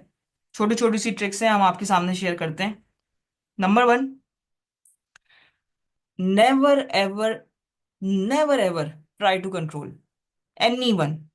औलाद हो, शौहर हो, सास ससुर हो, माँ बाप हो, नंदे हो, सगी छोटी बहनें हो, बड़ी बहनें हो, देवर भाभी, वॉट सो एवर आपका जो रिश्ता जिससे है, कंट्रोल करने की तमन्ना किसी को नहीं रखनी है। ये जो कंट्रोल करने की नफ्सियात है ना, ये इंसान के रिश्तों को तबाह बर्बाद कर देती है। दूर हो जाते हैं रिश्ते, रिश्ते करीब नहीं आते। देखिए, जानवरों को पकड़ पकड़ के रखा जाता है, इंसानों को पकड़ के नहीं रखा जाता। जो वफादार होते हैं वो अपनी मर्जी से पिंजरे में रहते हैं, उनको पिंजरे में बंद रखने की जरूरत नहीं रहती। अपने आप को इस काबिल बनाना है कि लोग आपसे मोहब्बत करें, आपसे जुड़े रहें। और जितना वो जुड़े रहना चाहते हैं उतना जुड़े रहें बेशक। अपने आप से जबरदस्ती एल्फी लगा के चिपकाने की कोशिश करेंगी तो एक फिर टाइम ऐसा आता है जहां औलाद भी भाग जाती है, शौहर भी भाग जाते हैं, बीवियां भी भाग जाती हैं। और सास ससुर हो या वालदेन का रिश्ता हो, सब वो फिर फड़फड़ाने की कोशिश करते हैं। वो एक ऐसे जानवर की तरह बन जाते हैं कि मतलब हमें इसने पकड़ रखा है, पट्टा डाल रखा है, हमारी जान नहीं छोड़ रही। तो कंट्रोल नहीं करना है लोगों को, कंट्रोल करने की तमन्ना छोड़ देनी है। कोई भी रिश्ता आपके पास है, बेटा बेटी, शौहर, जो भी रिश्ता आपके पास है ना, आपने उसको रब की अमानत समझनी है कि मेरे रब की अमानत है, मैं इसको उसी तरह से डील करूंगी जिस तरह मेरे रब मुझसे चाहता है। और ये रिश्ता मेरे रब के कंट्रोल में, मैं भी अपने रब के कंट्रोल में हूँ, और ये शख्स भी और ये मेरे बच्चे भी मेरे रब के कंट्रोल में हैं। हम सब अल्लाह के गुलाम हैं, अल्लाह के बंदे हैं, हम अब्दुल्ला हैं। और हम और एक दूसरे के ऊपर हमने कंट्रोल करने की कोशिश नहीं करनी है। हाँ, जो पता है हकीकत में जो लोग कंट्रोल करने की कोशिश नहीं करते, वो मोहब्बत इतनी करते हैं। और जो मोहब्बत की बेड़ियां होती हैं ना, वो लोग अपने पैरों में खुद पहनते हैं, अपनी मर्जी से पहनते हैं कि भाई ये बेड़ी तो हमें पहना दो। हमें ये तौक पहना दो, अपनी मोहब्बत का तौक हमारे गले में डाल दो, हम चाहते हैं हम तुम्हारे बन जाएं, सारी जिंदगी कहीं और ना जाए। तो अगर आप चाहती हैं कि कोई ऐसा हो, तो भाई वो सिर्फ मोहब्बत है, मोहब्बत का तावीज़ है, इसके अलावा हमारे पास ताल्लुकात को जीतने के लिए कोई तावीज़ नहीं है। वो है हकीकतन सच्ची मोहब्बत, इसके अलावा हमारे पास कोई और चीज़ नहीं है। Simple is that. रब्बे ताला की मोहब्बत हो, बंदों की मोहब्बत हो, सच्ची मोहब्बत, जेन्युइन मोहब्बत करना। मेरे शौहर को मुझसे मोहब्बत हो जाए, अगर मैं ये चाहूं, तो मेरा पहला ये काम है कि मैं उनसे शदीद मोहब्बत में मुब्तला हो जाऊं, उनकी तमाम तर अच्छाइयाँ और बुराइयों के साथ। और ये तो मैंने प्रैक्टिस करी है अपने अपने साथ। मतलब मेरे हस्बैंड में भी बहुत सी ऐसी बातें थी शुरू में, हम समझने में हमें बहुत टाइम लगा एक दूसरे को। लेकिन जब वो सो रहे होते थे तो मुझे बड़ा प्यार आता था उनके ऊपर, कि मतलब जैसे भी है मेरे अपने भैया, मुझे मेरे रब ने अता फरमाए हैं। अल्लाह इनका साया मेरे ऊपर सलामत रखे यार। अब इनकी जो शख्सी कमजोरियां हैं उनको दूर कर दे, और जो मेरी शख्सी कमजोरियां हैं, जो मेरे अंदर प्रॉब्लम्स हैं, अल्लाह पाक उनको दूर कर दे। हमें एक दूसरे का मंजूर नजर बना दे, हमें एक दूसरे के दिल का चैन और सुरूर बना दे। रब्बना हब लना मिन अज़वाजिना वाली जो मुझे आयत है वो बार बार याद आती रही, कि हम एक दूसरे के नजरों के अंदर जो है वो ठंड पहुंचाने वाला बना दे। तो अगर ये कैफियत हो जाएगी खुद ब खुद, तो सामने वाला खुद ही आपका है, फिर उसको पकड़ के रखने की जरूरत नहीं है। लेकिन तमन्ना फिर भी ये नहीं होनी चाहिए कि मैं मोहब्बत करूंगी तो मोहब्बत के जरिए इसको फंसा लूंगी। नेवर एवर कंट्रोल नहीं करना है आपने जनाब, कभी किसी को कंट्रोल नहीं करना है। नंबर टू, डोंट डू, बल्कि मैं कहूंगी नेवर डू स्पाइंग। जासूसी नहीं करनी है। बच्चों पे चेक एंड बैलेंस रखना एक अलग बात है, लेकिन बच्चों की नियतों पे शक करना और जासूसी करना अपनी औलाद की, ये बहुत खतरनाक चीज है। बच्चों का चेक एंड बैलेंस, मैं अगेन आपको जो है वो दोबारा से ये बात बता दूं, चेक एंड बैलेंस रखना माँ बाप के तौर पे ये बिल्कुल डिफरेंट बात है। और बच्चों की नीयत पे शक करते हुए उनको जो है वो उनके साथ चीटिंग करके उनके ऊपर स्पाइंग करना, ये गलत बात है, ये अखलाकी कमजोरी है आपकी। इसका मतलब तरबियत इतनी कमजोर है कि आपको स्पाई करने की जरूरत पड़ रही है। शौहर की खोज में लगे रहना, चुपके चुपके कुन अखियों से देखना ये किसको टेक्स्ट कर रहे हैं, ये सो जाएंगे तो फिर मैं उनके हाथों का पैटर्न चेक करना कि मोबाइल में कौन सा पैटर्न डाला हुआ है, जब ये सो जाएंगे तो मैं वो पैटर्न लगा के देखूंगी किससे बातें कर रहे हैं। अगर ये हाल है तो फिर ये ताल्लुक नहीं है, ये तो कोई कैदी और किसी जेलर का जो है वो ताल्लुक है, कोई जेलर है और एक कैदी है, ये उसका ताल्लुक है, ये स्पाउस का रिलेशनशिप नहीं है। सास के कमरे से कान लगा के बातें सुनना, या नंद की बातें सुनना, या बहन भाइयों की आपस में बातें सुनना, अम्मी उसको मोहब्बत कर रही है मुझे नहीं कर रही, मैं बातें सुनूं क्या बातें कर रहे हैं, तो स्पाइंग नहीं करनी है। दिल जीतना है लोगों का तो स्पाइंग नहीं करनी है। Number three, physical need. Physical need मैं मियाँ बीवी वाली फिजिकल नीड की बात नहीं कर रही हूँ, वो एक अलग टॉपिक होगा और डोमेन होगा। इस वक्त मैं नॉर्मल फिजिकल नीड के, मैं देख लूँ इस टाइम पे मेरी सास का शायद दवाई का टाइम है, पूछ लेती हूँ उनसे, हालांकि वो हट्टी कट्टी है खुद खा लेती है, लेकिन जाते वक्त पूछ लिया, अम्मी आपने दवाई खा ली? हाँ बेटी हमने खा ली दवाई। अम्मी आपको चाय की जरूरत है तो बता दीजिएगा। अच्छा बेटा अगर होगी तो बता देंगे। अब्बू आपने दवाई खा ली? भाई आपको कुछ चाहिए? जाते जाते सोते हुए जाते जाते पूरे घर पे एक नजर मार ली, किसी को कोई चीज तो नहीं चाहिए। Genuine love and care show करना, मोहब्बत अपनी पेश करना। और ये हदीस में है, वो मुझे अभी कंप्लीट हदीस मुबारक जो है वो कंप्लीट अरबिक उसकी याद नहीं आ रही, लेकिन उसका जो वो है उसका जो मफहूम है हदीस का, कि अब एक मुसलमान भाई आए और दूसरा अब जो है वो महफिल में बैठा हो और उसके लिए वो जगह छोड़ दे या उसको अपना तकिया पेश कर दे, तो उसके लिए बहुत जो है वो नबी पाक सल्लल्लाहु अलैहि वसल्लम ने इसको बड़ा प्रमोट किया है, बड़ी खुशी का इजहार फरमाया है कि लोग अगर इस तरह से करें तो ये जिस तरह सलाम करना अच्छी बात है, मोहब्बत बढ़ती है, इस तरह एक दूसरे को तकिया पेश करना, यानी आपके साथ में कोई बैठा है, उसको आप देख रहे हैं कि वो तजब्बुब का शिकार है, तो आप उससे पूछ लें क्या हुआ, सब खैरियत है, आप ठीक से बैठे हैं, आपको और जगह चाहिए? तकिया दे दिया, किसी को पानी का पूछ लिया, कोई बाहर से थका हारा आया है उसको आपने चाय का पूछ लिया, कोई ठंडा गर्मी ज्यादा है ठंडे का पूछ लिया। तो फिजिकल नीड्स का जो है वो अपने अपनों की ख्याल रखना है। उसके बाद रिश्तों की कदर करनी है जनाब, ये नहीं करते हम रिश्तों से जुड़े हुए मादी चीजों की तो बहुत कदर करते हैं। ये मेरा 25 साल पुराना जोड़ा, ये मेरी बरी में आया था, मेरी बेटी पहनेगी अब इसको, और सास को वो 120 की स्पीड से गालियां दे रही हैं। ये मतलब अजीब सी बात है ना, कि मतलब सास का खरीदा हुआ जोड़ा जो बरी में आया था वो अपने सीने से लगा के रखा हुआ है, और 25-30 साल के बाद अपनी बेटी को दुल्हन उसी जोड़े में बना रही है, लेकिन सास के बारे में बहुत बुरे ताल्लुक जो है वो ताल्लुकात बनाए, या सास के बारे में अच्छी राय कायम नहीं की, या उनके साथ बदगुमानी की, या उन्होंने उनके साथ बदगुमानी की, सास साहिबा का अच्छा नहीं था मामला। तो इसका मतलब कि रिश्तों की कदर नहीं है, चीजों की कदर है। मेहर में मुझे ये अंगूठी मिली थी, लेकिन उस शौहर का मुंह देखने का दिल नहीं चाह रहा जिसने मेहर में वो अंगूठी दी थी। चीजों से ज्यादा रिश्तों की कदर। और रिश्तों की कदर कब आती है? जब आप जेन्युइनली अल्लाह का शुक्र अदा करना शुरू करते हैं कि यार अब तेरा लाख लाख शुक्र है, तेरा लाख लाख शुक्र है कि तूने मुझे ये रिश्ते अता फरमाए। अल्हम्दुलिल्लाह, मेरी और इनकी शख्सी कमजोरियों को दूर फरमा दे, हम एक दूसरे के साथ एहसान करने वाला बना दे। इसी तरह बदगुमानी की नफ्सियात से बाहर निकलना है। हर वक्त बदगुमानी, हर वक्त बदगुमानी दिमाग के अंदर चलती रहती है, जैसे बदगुमानी एक भवन की तरीके से। अम्मी ने कॉल नहीं की जाकर, हाँ जब भाई के पास जाती तो मुझे भूल जाती। भाभी ने कॉल नहीं करी, बस वो जब भाई ने कॉल नहीं करी, भाभी ने मना कर दिया होगा ना इस टाइम पे कॉल ना करें, मेरे बच्चे की बर्थडे थी उन्होंने विश ही नहीं किया। बदगुमानी नहीं करनी है, लोगों से नेक गुमान करना है। नियतों की इस्लाह करनी है, बार बार अपनी नियत को जांचना है, या रब्बे करीम मेरी नियत को खालिस कर दे, मेरी नियत को प्योर कर दे। मुखलिसी ना मेरे रब को बड़ी पसंद है।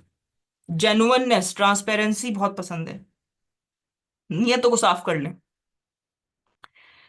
प्योर एप्रिसिएशन, अपने से जुड़े लोगों को विदाउट एनी एजेंडा के मैं ये तारीफ करूंगी ना तो ये मुझे इसका ये एजेंडा है मेरा, इसका हिडन एजेंडा नहीं रखना कोई।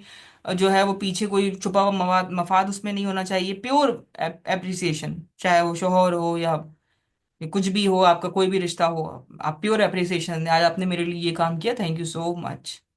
आज आप ये लेकर आए थे ना, मुझे बहुत मजा आया था, हमने सबने मिलके खाया, बहुत अच्छा लगा, थैंक यू, अल्लाह ताला आपकी कमाई में मजीद बरकत दे। अपने प्यार से लोगों को खौफजदा नहीं रखना है।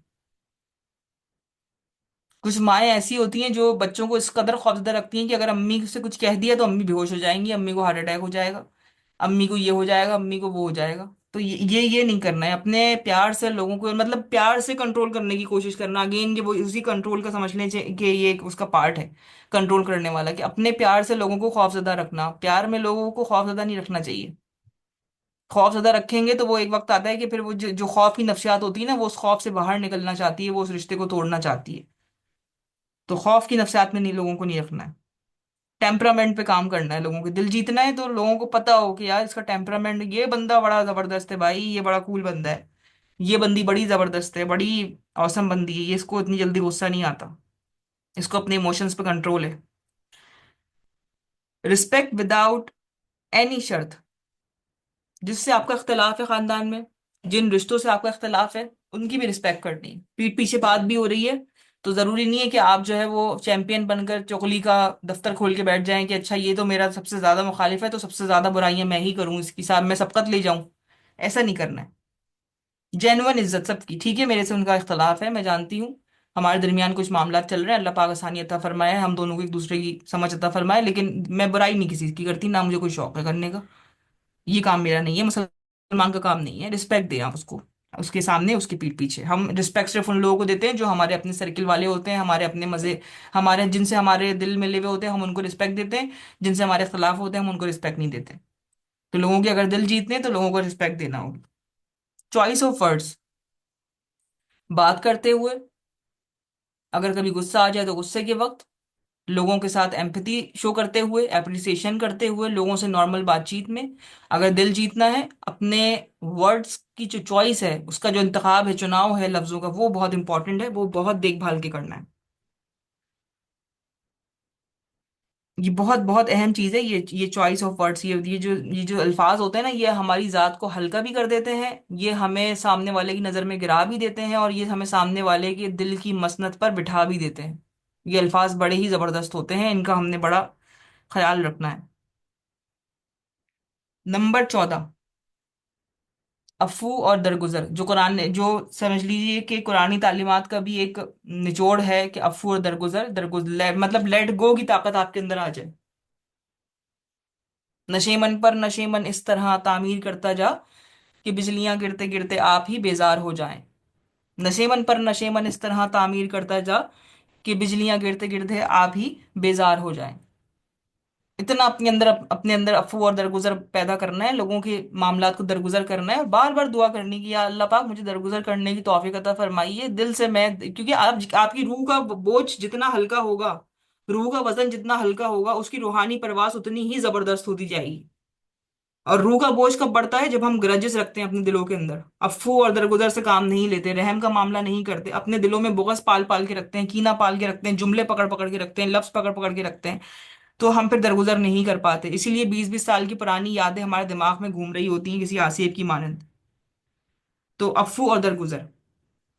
और आज सबसे आखिरी में हम जो बात करेंगे वो बहुत इंपॉर्टेंट है, जो हमने पहले भी करी है, हम इसको दोबारा से कर रहे हैं। नफसियाती कमजोरी अपने अंदर नहीं लानी है। Don't be so sensitive. एक सर्टेन लेवल तक हसासियत अच्छी बात है, हसास होना अच्छी बात है, लेकिन हर वक्त हसास रहना, हसासियत की साइकोलॉजी में रहना, क्योंकि हसासियत की जो साइकोलॉजी है वो आपको फिर विक्टिम माइंडसेट की तरफ लेकर जाएगी, और विक्टिम माइंडसेट आपका आपको तबाह बर्बाद करेगा, सिवाय और कुछ नहीं करेगा। तो जो विक्टिम माइंडसेट है इसमें अगर आप ना जाएं तो ही बेहतर है, वरना आप लोगों के दिल नहीं जीत पाएंगे। तो हसासियत की जो साइकोलॉजी है इसको समझना है, और एक एक खास तनासुब तक बस अपने आप को एहसास रखना है कि लोगों की दिल आप जीत सकें, उनको आप अफू और दरगुजर उनके साथ कर सकें, उनकी गलतियां माफ कर सकें, अपने आप को अपनी गलतियां माफ कर सकें। इतना हसास होना आपके लिए लाजमी है। रब्बे ताला की आप अहकामात सुने, आयात सुने, आपका दिल लरस जाए, आपकी आंखों में आंसू आ जाए। मतलब ये बड़ी अजीब बात है कि आज की औरत टीवी देखती है, और टीवी में वो आपको अपना जैसा कैरेक्टर देख ले तो उसको वो रोना धोना शुरू कर देती है, लेकिन उसके सामने रब की आयतें बताई जा रही होती तो उसको रोना ही नहीं आता। और इतने दिल सख्त हो गए हैं इस वजह से हमारे घरों में जो हमारे बच्चे पल रहे हैं, कि हम स्कूल्स वगैरह में कभी जाते हैं किसी ट्रेनिंग वगैरह के लिए, और हम उनके सामने ऐसी आयतें, ऐसी जो आयत के तर्जुमे जिनको पढ़ के जो है वो सहाबा कराम जो है वो जारो जार रोना शुरू हो जाते थे, उनके सामने हम बयान करते हैं ऐसी अहादीस, तो उन बच्चों के ऊपर कोई असर ही नहीं होता। तो अपने रब से रोने वाली आंखें मांगनी चाहिए। अपने अपने ऊपर रोना नहीं कि या अल्लाह मुझे ये नहीं मिला, या अल्लाह मुझे वो नहीं, शिकायत की नफ्सियात नहीं, शुक्र की नफ्सियात में रोना कि यार अब तू कितना अजीम है, तूने मुझे उम्मत मोहम्मदी का हिस्सा बनाया, तूने मुझे औरत बनाया, तूने मुझे ये अता किया, तूने मुझे, मेरे पास तो रीजंस भी, मेरे मतलब मैं अगर एक एक रीजन पे जो है वो तेरा शुक्र अदा करने बैठूं तो शायद मेरी उम्र गुजर जाए। मुझे ऐसी हजारों उम्रें दरकार हूं जो मैं तेरा शुक्र अदा कर सकूं। तो रोने वाली आंखें हमें मांगनी चाहिए। हसासियत, ऐसी हसासियत हो जाए तो क्या ही बात है। ये हसासियत फिर एक अलग किस्म की हसासियत है, ये तो फिर विलायती दर्जों पर ले जाती है ना, इंसान को सालिहीन में खड़ा कर देती है। वो हसासियत एक अलग हसासियत है। तो हम दुआ करते हैं कि यार अब हमारे लिए आज का जो सेशन है ये इल्म नाफे साबित हो, हमें अपने तज़किये की और तरबियत का मौका मिले, हमें नूर हिदायत मिल जाए, हमारे वजूद में कुफर बाकी ना रहे, हमारे वजूद में सिर्फ और सिर्फ हक और हिदायत ही बाकी रह जाए। आमीन सुम्मा आमीन। वमा अलैना इल्लल बलाग। अब आप में से किसी के पास भी कोई सवाल हो तो आप बिल्कुल मुझसे कर सकती हैं। जज़ाकिल्लाह खैरन कसीरा। बहुत ही शानदार और बहुत ज़्यादा थॉट प्रोवोकिंग प्रोवोकिंग सेशन था। और आप में से अगर कोई सवाल करना चाहते हैं तो मैं रिक्वेस्ट करूंगी कि अपना हैंड रेस कर लें, ताकि कुरतुल फिर आपका नाम लें और वो आप जवाब दे दें आपको।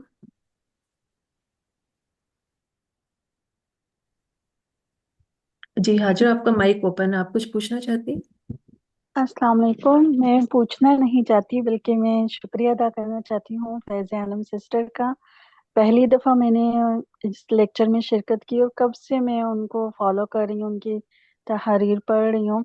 बस मसरूफियात की वजह से कभी भी शिरकत नहीं की। तो आज पहला मैंने लेक्चर लिया है और सारी बातें लिखी भी हैं, अहम अहम पॉइंट। और बहुत अच्छा लगा आप सब सिस्टर से मिलकर। अल्लाह ताला फैज़ आलम सिस्टर को और आप सबको खुश रखे, सलामत रखे। मैं बार्सिलोना से शरीक हुई हूँ और बहुत अच्छा लगा, मुझे यही कहना है। जी जज़ाकल्लाह जज़ाकल्लाह। बहुत बहुत शुक्रिया। मुझे भी बहुत खुशी है कि मुझे आप सब इतनी, हम सब नेक रूहे हैं और हम मिल चुके हैं आलम अरवाह में। जब भी हमारे दिल यहाँ पर भी मिले हैं, इंशाल्लाह वापस पलटेंगे अपनी आखिरत की जानिब तो एक साथ ही होंगे इंशाल्लाह। बहुत शुक्रिया कि आप सब ने इतनी मोहब्बत दी है मुझे। और समर नईम साहबा का बहुत शुक्रिया जिन्होंने ये माशाल्लाह इतना खूबसूरत एहतमाम किया है। अल्लाह ताला इनको अजर अजीम अता फरमाए।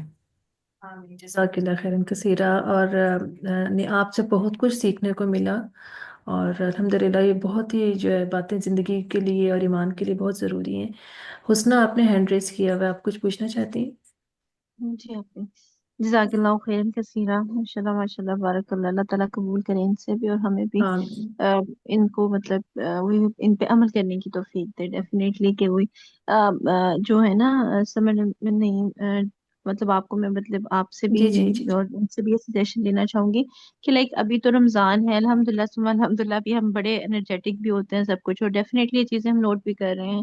लेकिन ये कि ये ऐसी चीजें हैं ना कि वो मतलब ना तो एक सेशन में हो सकती है ना फौरन हो सकती हैं।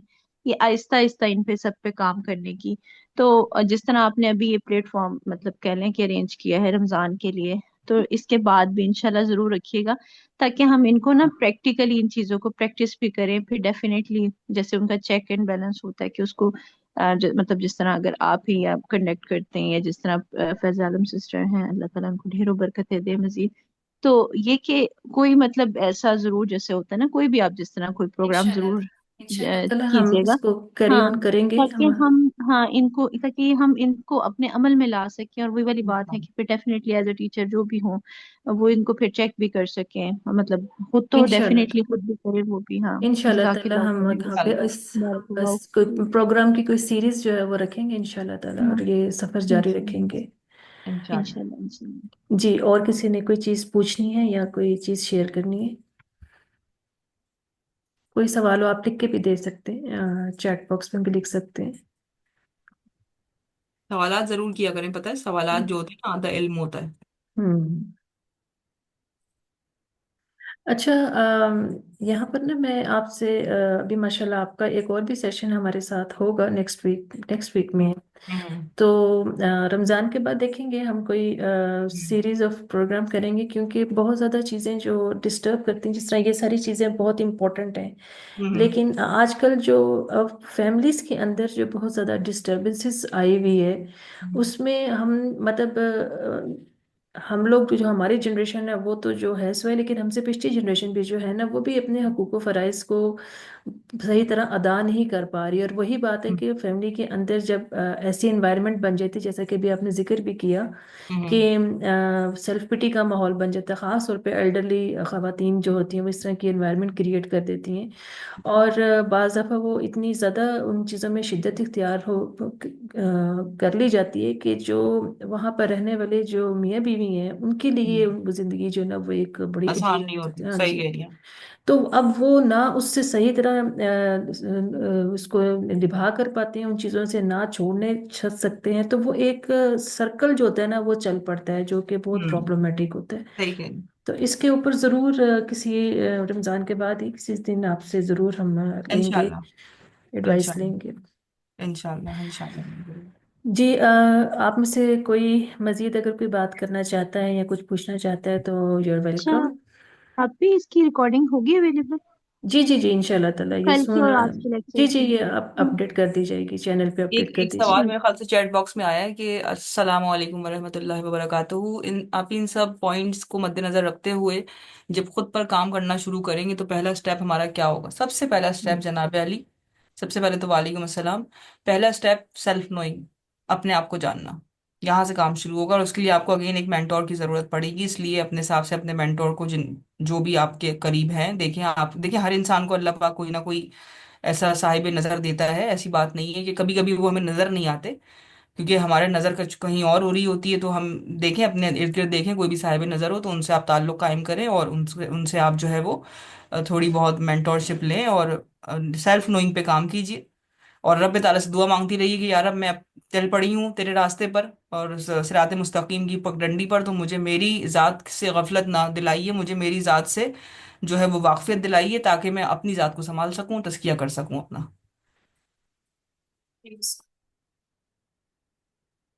ठीक हो गया?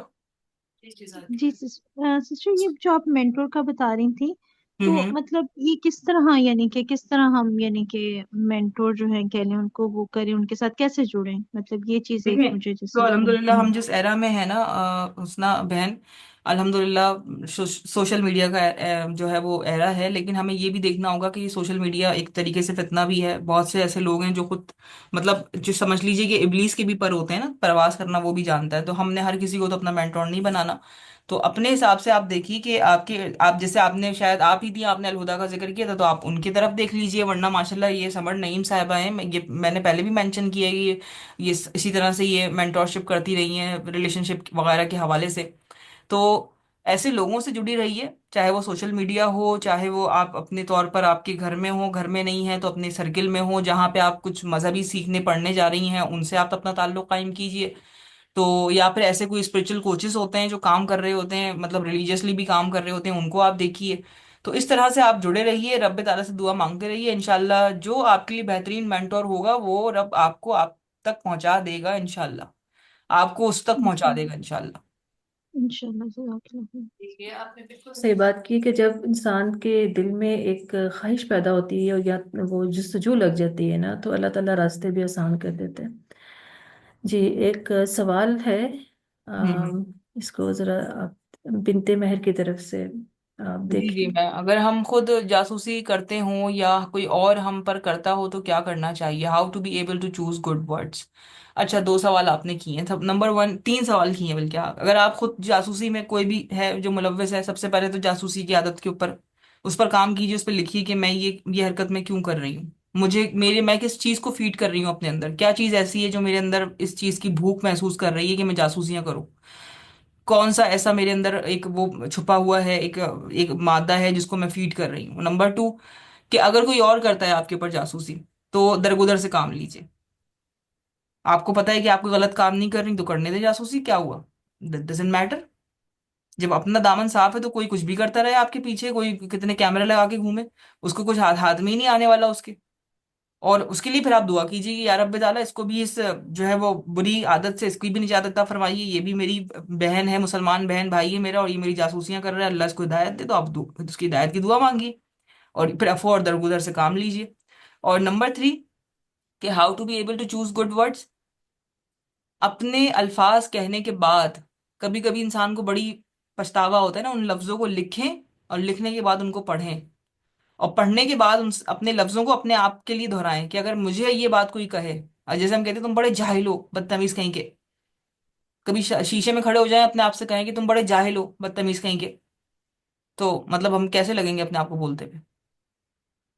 जब अवेयरनेस आ जाएगी ना कि अपने अपने अल्फाज जब मेरे मुंह से निकलते हैं तो किस किस्म के निकलते हैं, किस तरह का जाविया, मेरी आंखों का और मेरे चेहरे का क्या जाविया होता है, और वो कैसे अल्फाज होते हैं, आप उनको लिखिए। लिखने के बाद जब आप उनको बाद में पढ़ेंगी ना, तो आपको इंटेंसिटी का एहसास होगा, और आपको ये एहसास होगा कि वाकई यार ये मैंने क्या बोल दिया इसको, ये तो बड़ी गलत बात बोली है, बाइंदा तो मुझे ऐसे नहीं कहना चाहिए, इनकी जगह मैं बेहतर अल्फाज का इस्तेमाल कर सकती हूँ।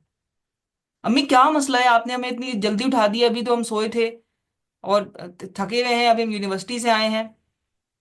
बजाय इसके कि आप उनसे कम्युनिकेट कीजिए कि अम्मी मैं, इसलिए मेरी आंख लग गई थी बस, कि मैं यूनिवर्सिटी से काफी देर हो गई थी और मुझे पता है कि आप मुझे उठा रही थी, खाने का वक्त हो रहा था। आप इस तरह भी बात कर सकती हैं। तो it is a way of communication, communication सीखना पड़ेगी आपको, उसको सीखें समझें।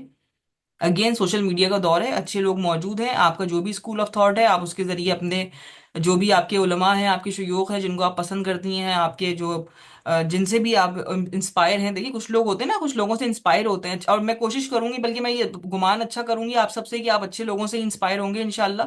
तो आप उनसे जुड़ने की कोशिश कीजिए जो आपको रब से मजीद जोड़े, और आपको मजीद, मतलब आपको अलग से डिक्शनरी बनाने की जरूरत नहीं पड़ेगी। जिससे आप इंस्पायर हैं बतौर एक मोमिन, एक सेल्फ सॉलिहिंग के तौर पे आप उनको देखते हैं, आप देखते हैं कि असरे हाजिर में ये अच्छा काम कर रही हैं या कर रहे हैं, आप उन्हीं के अल्फाजों में से कुछ अल्फाज लेके अपनी डिक्शनरी बनाना शुरू कर दें। मैं हमदर्दी कैसे करती हूँ लोगों से, मैं गुस्सा कैसे करती हूँ, मैं लोगों से जब अप्रिसिएशन देती हूँ किस तरह देती हूँ, मैं लोगों के साथ में मजाक अगर करती हूँ तो वो मजाक किस किस नौयत का होता है, कहीं मैं उनका दिल तो नहीं दुखा रही होती। तो इन सब चीजों को आप नोट कीजिए और उस पर काम कीजिए, इंशाल्लाह अल्लाह पाक आपके लिए बहुत बहुत आसानी अता फरमा देगा। जीनत, आपने हैंड रेस किया हुआ है। Okay, this is Ruba. Okay Ruba. जी जीनत। जी अस्सलाम वालेकुम वरहमतुल्लाहि वबरकातुहू। वालेकुम बहुत अस्सलाम वरहमतुल्लाहि वबरकातुहू। बहुत अच्छा आपने मतलब हमारा तज़किया किया और बहुत कुछ सीखने को मैं तो मेरे को तो मिल रहा है। और मैं तहे दिल से आपका सबका शुक्रिया अदा करती हूँ और तहे दिल से आपको दुआएं भी दे रही हूँ मुसलसल। मोहब्बत है अल्लाह आपकी। को जी। मुझे बस एक क्वेश्चन ये पूछना था।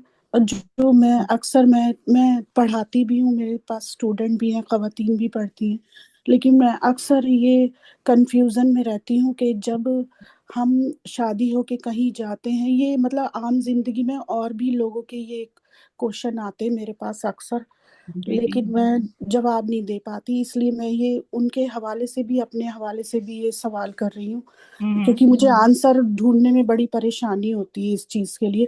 क्योंकि जब एक लड़की की शादी होती है, वो पूरी जिंदगी उस घर को दे देती है, उनके बच्चों को, मियाँ को, शौहर को, घर हम्म। वालों को, और उसके अखलाक भी अच्छे होते हैं, सब कुछ अच्छा होता है, लेकिन फिर भी उसके साथ बर्ताव ये होता है, ये तो बाहर से आई हुई है, हम्म। हम्म।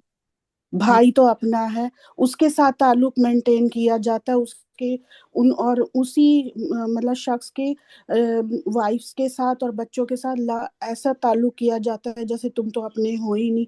मतलब पूरी जिंदगी देने के बाद भी वो अपनी इस दुनिया से चली भी जाती है, तब भी वो पराई रहती है। हम्म। ऐसा क्यों माशरे में? और इस कदर गलत चीजें होती है कि चाहे वो लड़की गलत ना हो, लेकिन उसके साथ गलत बर्ताव, गलत सलूक होता रहता है। ये सही। क्यों है ऐसा? ठीक है, आपका सवाल जी। मुकम्मल हो गया। जी। जी। बहुत शुक्रिया जीनत, बहुत अच्छा सवाल किया है और बड़ा ही जी। दिल को लगने वाली ये जी। बात है। अमूमन हमारे घरों में बच्चियां जो होती हैं वो ऐसी होती जी। हैं, मामला तो होते हैं। और न जाने कितनी खवातीन हमारी ऐसी गुजर गई इस दुनिया से। जी। तो इसका देखिए जनाब, ये सबसे पहले तो इम्पोर्टेंट है ये समझना कि कुछ कल्चरल इश्यूज हैं हमारे यहाँ, ठीक है। और वो जी। कल्चरल इश्यूज अगेन हिंदुओं से मुतासर होकर और वेस्टर्न कल्चर से मुतासर होकर वो बैरियर्स हमने बनाए हैं। जैसे कि मैंने कल भी एक बैरियर की बात की थी, सास कभी माँ नहीं होती, बहू कभी अपनी नहीं होती, वो तो गैरों से आती है, गैरों में चली जाती है, उसका काम है भाई को लेकर फुर हो जाना। नंद जो है वो खराब और गंद होती है, नंद जो है वो एक ही होनी चाहिए, एक हो तो वो दूर मुल्क से बाहर होनी चाहिए। मतलब ये सब बैरियर्स हमने लिए हैं। और आप देखें, मैं बड़ी जो है वो अगर इसको थोड़ा सा मजीद खोलूं, आपने डिज्नी की कितनी प्रिंसेस है ना, डिज्नी प्रिंसेस जो है, जो बच्चियों की जो वो हम किताबों में कहानियां पढ़ते थे, स्लीपिंग ब्यूटी और स्नो वाइट वगैरह फला फला, उसमें आप देखेंगे जो मामला आप देखेंगी ना, तो वो एक बकायदा आपने देखा होगा कि बकायदा इसके अंदर एक बड़ी डीप डिज्नी, बड़ी खतरनाक, उन्होंने एक बकायदा जो है ना लोगों के जहनों में पेनिट्रेट करने के लिए इस तरह के कार्टून्स बनाए। आपने देखा होगा कि हर जादूगरनी कुछ पका रही होती है। डिज्नी के जितने भी कार्टून्स हैं, कुछ ग्रीन कलर का डेगची में कुछ पका रही होती है। पकाने के पकाने पकाने का क्यों उसको ये वो दिया गया, मतलब ये चीज उसको क्यों दिखाई जा रही है बार बार, यानी कि पकाने वाली औरतें, जो घर में खाने वाने बनाने वाली औरतें हैं, वो जादूगर होती हैं। ये बकायदा जो हमारे 200 साल पहले जो हमारा यूरोप और अमेरिका था, यहाँ पर ये चीजें आम थी कि जो घरों में खवातीन खाने बनाती थी उनको ये मशहूर कर दिया गया था कि ये जो है वो गंदी औरतें हैं, ये जादूगरनियां हैं, ये खानों में जादू डाल के अपने मियों को खिलाती हैं और उनको ये मुतनफिर करती हैं दूसरे लोगों से। ये बकायदा एक ऐसी कैंपेन चली थी जिसमें औरतों को चुड़ैल और जादूगरनी बोल के मारा गया था। तो ये बहुत डीप रूटेड हमारे अंदर इश्यूज बैठ गए हैं, भाभीियों के बारे में, बहनों के बारे में, या सासों के बारे में, नंदों के बारे में और बहुओं के बारे में, इस तरह की बातें कि मतलब वो तो ऐसी होती हैं, बाहर आज से आती हैं तो वो हमेशा हम उनको बाहर वालों की तरह ही ट्रीट करते हैं, हम उनको कभी अपना मानते ही नहीं है। बहुत सी बहुएं शिकायत करती हैं कि हम अपनी तरफ पे बहुत अच्छी कोशिश कर रहे हैं, लेकिन हम जैसे ही कमरे में दाखिल होंगे सब खामोश हो जाएंगे। ऐसे लगेगा जैसे पता नहीं कोई राज की बात चल रही थी और हम गैर लोग हैं, तो हम पहुंच गए तो उन्होंने खामोशी अख्तियार कर ली। तो ये हमारे अंदर ये कल्चरल इश्यूज हैं। अब इन कल्चरल इश्यूज को खत्म करने के लिए हम डंडा लेके किसी पे सवार नहीं हो सकते। अगर कोई काम हम कर सकते हैं तो वो सिर्फ एक काम है कि हम अपने आप को तरबियत मूवमेंट का हिस्सा बना लें, तरबियत की तहरीक अपने घरों के अंदर चलाएं, अपनी जात के अंदर कायम करें तरबियत। और क्योंकि मेरा तो ये ईमान है कि जब कोई इंसान सिर्फ रब्बे ताला की खातिर, मैं रब्बे ताला की खातिर की बात कर रही हूँ, मैं अभी पीपल प्लीजिंग की, लोगों के दिल जीतने की बात, किसी चीज की बात नहीं कर रही। अगर कोई इंसान रब्बे ताला की खातिर लोगों के साथ ताल्लुक जोड़ता है तो मेरा रब उसको जलील और रुस्वा होकर मारने मतलब उसका ऐसा अंजाम नहीं होता कि वो जलील और रुस्वा होकर मरे, वो दुनिया से ऐसे ही चला जाए। मेरा रब बड़ा एहसानमंद वाला है, बड़ा एहसान, मतलब हम एहसान करेंगे ना तो वो हमें 10 गुना ज्यादा एहसान करके हमारे ऊपर पलटाएगा। हम एक नेकी करेंगे तो वो 10 मर्तबा दौड़ के हमारी तरफ आएगा, 10 हमारे ऊपर जो है वो दरवाजे खोल देगा नेमतों के। तो ऐसी जो भी खवातीन आपके पास आती हैं, तो सबसे पहले तो उनका ईमान आपका, ये बतौर टीचर, क्योंकि आप एक बड़ा उस्ताद का काम बहुत बड़ा काम है, आपको लोग एक आइडियलाइज करते हैं, इंस्पायर होते हैं आपसे, आप उनका ईमान बढ़ाने की कोशिश करें। वरना क्योंकि ये बड़ा छोटा सा ट्रैप है शैतान का, खतरनाक किस्म का, कि ये ट्रैप ऐसा है कि मतलब ठीक है फिर अच्छा ही करना छोड़ दो, अच्छी औरतों के साथ तो अच्छा होता ही नहीं है, ससुराल वाले तो हमेशा बुरे ही होते हैं, ये तुम्हें कभी अपना नहीं मानेंगे, ये कभी कभी तुम्हें जो है वो हमेशा कोल्ड शोल्डर ही देंगे, ये तुम्हें हमेशा बुरा ही समझेंगे। तो यहाँ उनको शैतान ट्रैप करता है, आपके पास आए, आप उनका ईमान बढ़ाने की कोशिश करें कि देखें जनाब, मेरी प्यारी बहन, आप अगर अच्छा कर रही हैं, आपने अपनी अच्छाई बंद नहीं करनी है, अपनी नफ्सियाती सेहत पर काम करना है, अपने तज़किये पर काम करना है, ताकि आपको सामने वाले की बात कम से कम नुकसान दे सके, कम से कम जहनी उलझन में आप मुब्तला हो सके। अपने आप को जितना आप स्ट्रांग करेंगी, उतना आप बेहतर तौर पर हैंडल करने के काबिल हो जाएंगी। और चूंकि आप खुद माँ बन रही हैं, आप खुद 3-4 बच्चे आपने पैदा किए, 2 बच्चे पैदा किए, तो आप इस कल्चर को तोड़ने में बहुत अहम किरदार अदा कर सकती हैं। आपको बहू के तौर पे गैर समझा गया है, लेकिन आप अपने घर आने वाली बहू को गैर नहीं समझेंगी, आप माशरे में वो मिसाल कायम करेंगी। जब तक हम इस जनरेशनल, ये हकीकतन जनरेशनल ट्रॉमा है, और हम जब तक इसको नहीं तोड़ेंगे तब तक ये नहीं टूटेगा जनाब। हमें प्रैक्टिकली इसको तोड़ना होगा, अपने इर्द गिर्द, अपने घरों में इंसाफ कायम करना होगा। आज हम बात करते हैं ना, हमारे माशरे में इंसाफ कायम नहीं है, हमारे माशरे के अंदर इंसाफ नहीं है, क्यों? हमारे घरों से हमारे बच्चे इंसाफ सीख कर नहीं निकल रहे। वो देख रहे हैं कि किस तरह दादी पुप्पी के साथ, दादी जो है वो माँ के साथ बदतमीजियां कर रही है, उनके हुकूक दबा रही है, किस तरह माँ जो है वो पुप्पी के हुकूक दबा रही है, पुप्पी जो है वो माँ पे इल्जामात लगा रही है, किस तरह खवातीन आपस में साजिशें रच रही हैं। यही माहौल हमारे बच्चे जब, और फिर मर्द जो है जिनको हाकिम बनाया गया है इस तौर पर कि वो कव्वाम है, उनको कव्वाम कहा जा रहा है, और वो बिल्कुल खामोश है, मट्टी के मादू बन के बैठे हुए हैं, और वो देख रहे हैं या तो वो माँ की तरफ हो गए बिल्कुल, या वो बीवी की तरफ हो गए बिल्कुल, उनका अपना कोई मतलब वो है ही नहीं, अजीब कच्चे कानों के मतलब। अगर दुनिया में कोई मर्द जो बहुत ही, मैं समझती हूँ कि बिल्कुल गिरी हुई सतह के जो मर्द होते हैं ना, वो कच्चे कानों के मर्द होते हैं, जिनके कान इतने कच्चे होते हैं कि या तो वो माँ की सुन के माँ की हो गई, या फिर वो बीवी की सुन के बीवी की हो गई, उनकी अपनी कोई जाती राय ही नहीं होती, उनके पास अकल और फहम ही नहीं होता। तो हमें अब जो जनरेशन पालनी है वो इस नज़रिए पे पालनी है कि हम उसको कुरान और सुन्नत की तालीमात से जोड़ें, अल्लाह और उसके रसूल की अदबा और अतात सिखाएं, तस्किया और तरबियत का काम करें। अगर कोई खातून आपके पास बतौर माँ आ रही है और वो परेशान है, और वो बता रही है कि देखिए मैं बहू के तौर पे अपनी जिम्मेदारियां अदा कर रही हूँ, लेकिन ये लोग मुझे थोड़ा गैरियत वाला मेरे साथ बर्ताव कर रहे हैं, तो आपने सबसे पहले ये उनका ईमान रब्बे ताला से जोड़ना है, मजबूत करना है, ये आपकी अखलाकी और एक मुसलमान होने के नाते आपके ऊपर बहुत बड़ा फर्ज है। आपने, क्योंकि अब जैसे मैं अगर यहाँ बैठी हूँ ना, और मुझे सुनने वाले इस वक्त 23 लोग ऑनलाइन है, आप यकीन कीजिए, बरोज़ मैशर 23 तो आप मेरे गले में पड़ सकते हैं, अगर मेरा कोई एक जुमला भी आपको राह से भटकाने वाला हुआ, अगर मैंने आपकी उम्मीद तोड़ दी, अगर मैंने आपको ये कह दिया कि नहीं जी अब अच्छाइयाँ करने की जरूरत नहीं है, क्योंकि अब तो माशरे में बहुत बुराई भर गई है, बुरों के साथ बुरे बन जाओ, अपना हक जो है वो सामने वाले का जबड़ा तोड़ के हासिल कर लो, तो बरोज़ महशर ये 23 तौक जो है ना वो मेरे गले के अंदर पड़े हुए होंगे, 23 हाथ मेरे गिरेबान के ऊपर होंगे कि या अल्लाह इसको पकड़ ले, इसने हमें गलत गलत रास्ता दिखाया था। तो बतौर जो टीचर होता है ना, जिसको कोई लोग इंस्पायर उससे हुए हुए होते हैं, और उसको अपना एक मेंटोर समझ रहे होते हैं, और उसकी बात को समझ रहे होते हैं, अगर लोग आपसे आके अपनी घर की बातें शेयर कर रहे हैं, इट मीन्स कि आप उनके लिए बहुत इंपॉर्टेंट है। सो आपकी जिम्मेदारी बहुत बड़ी है।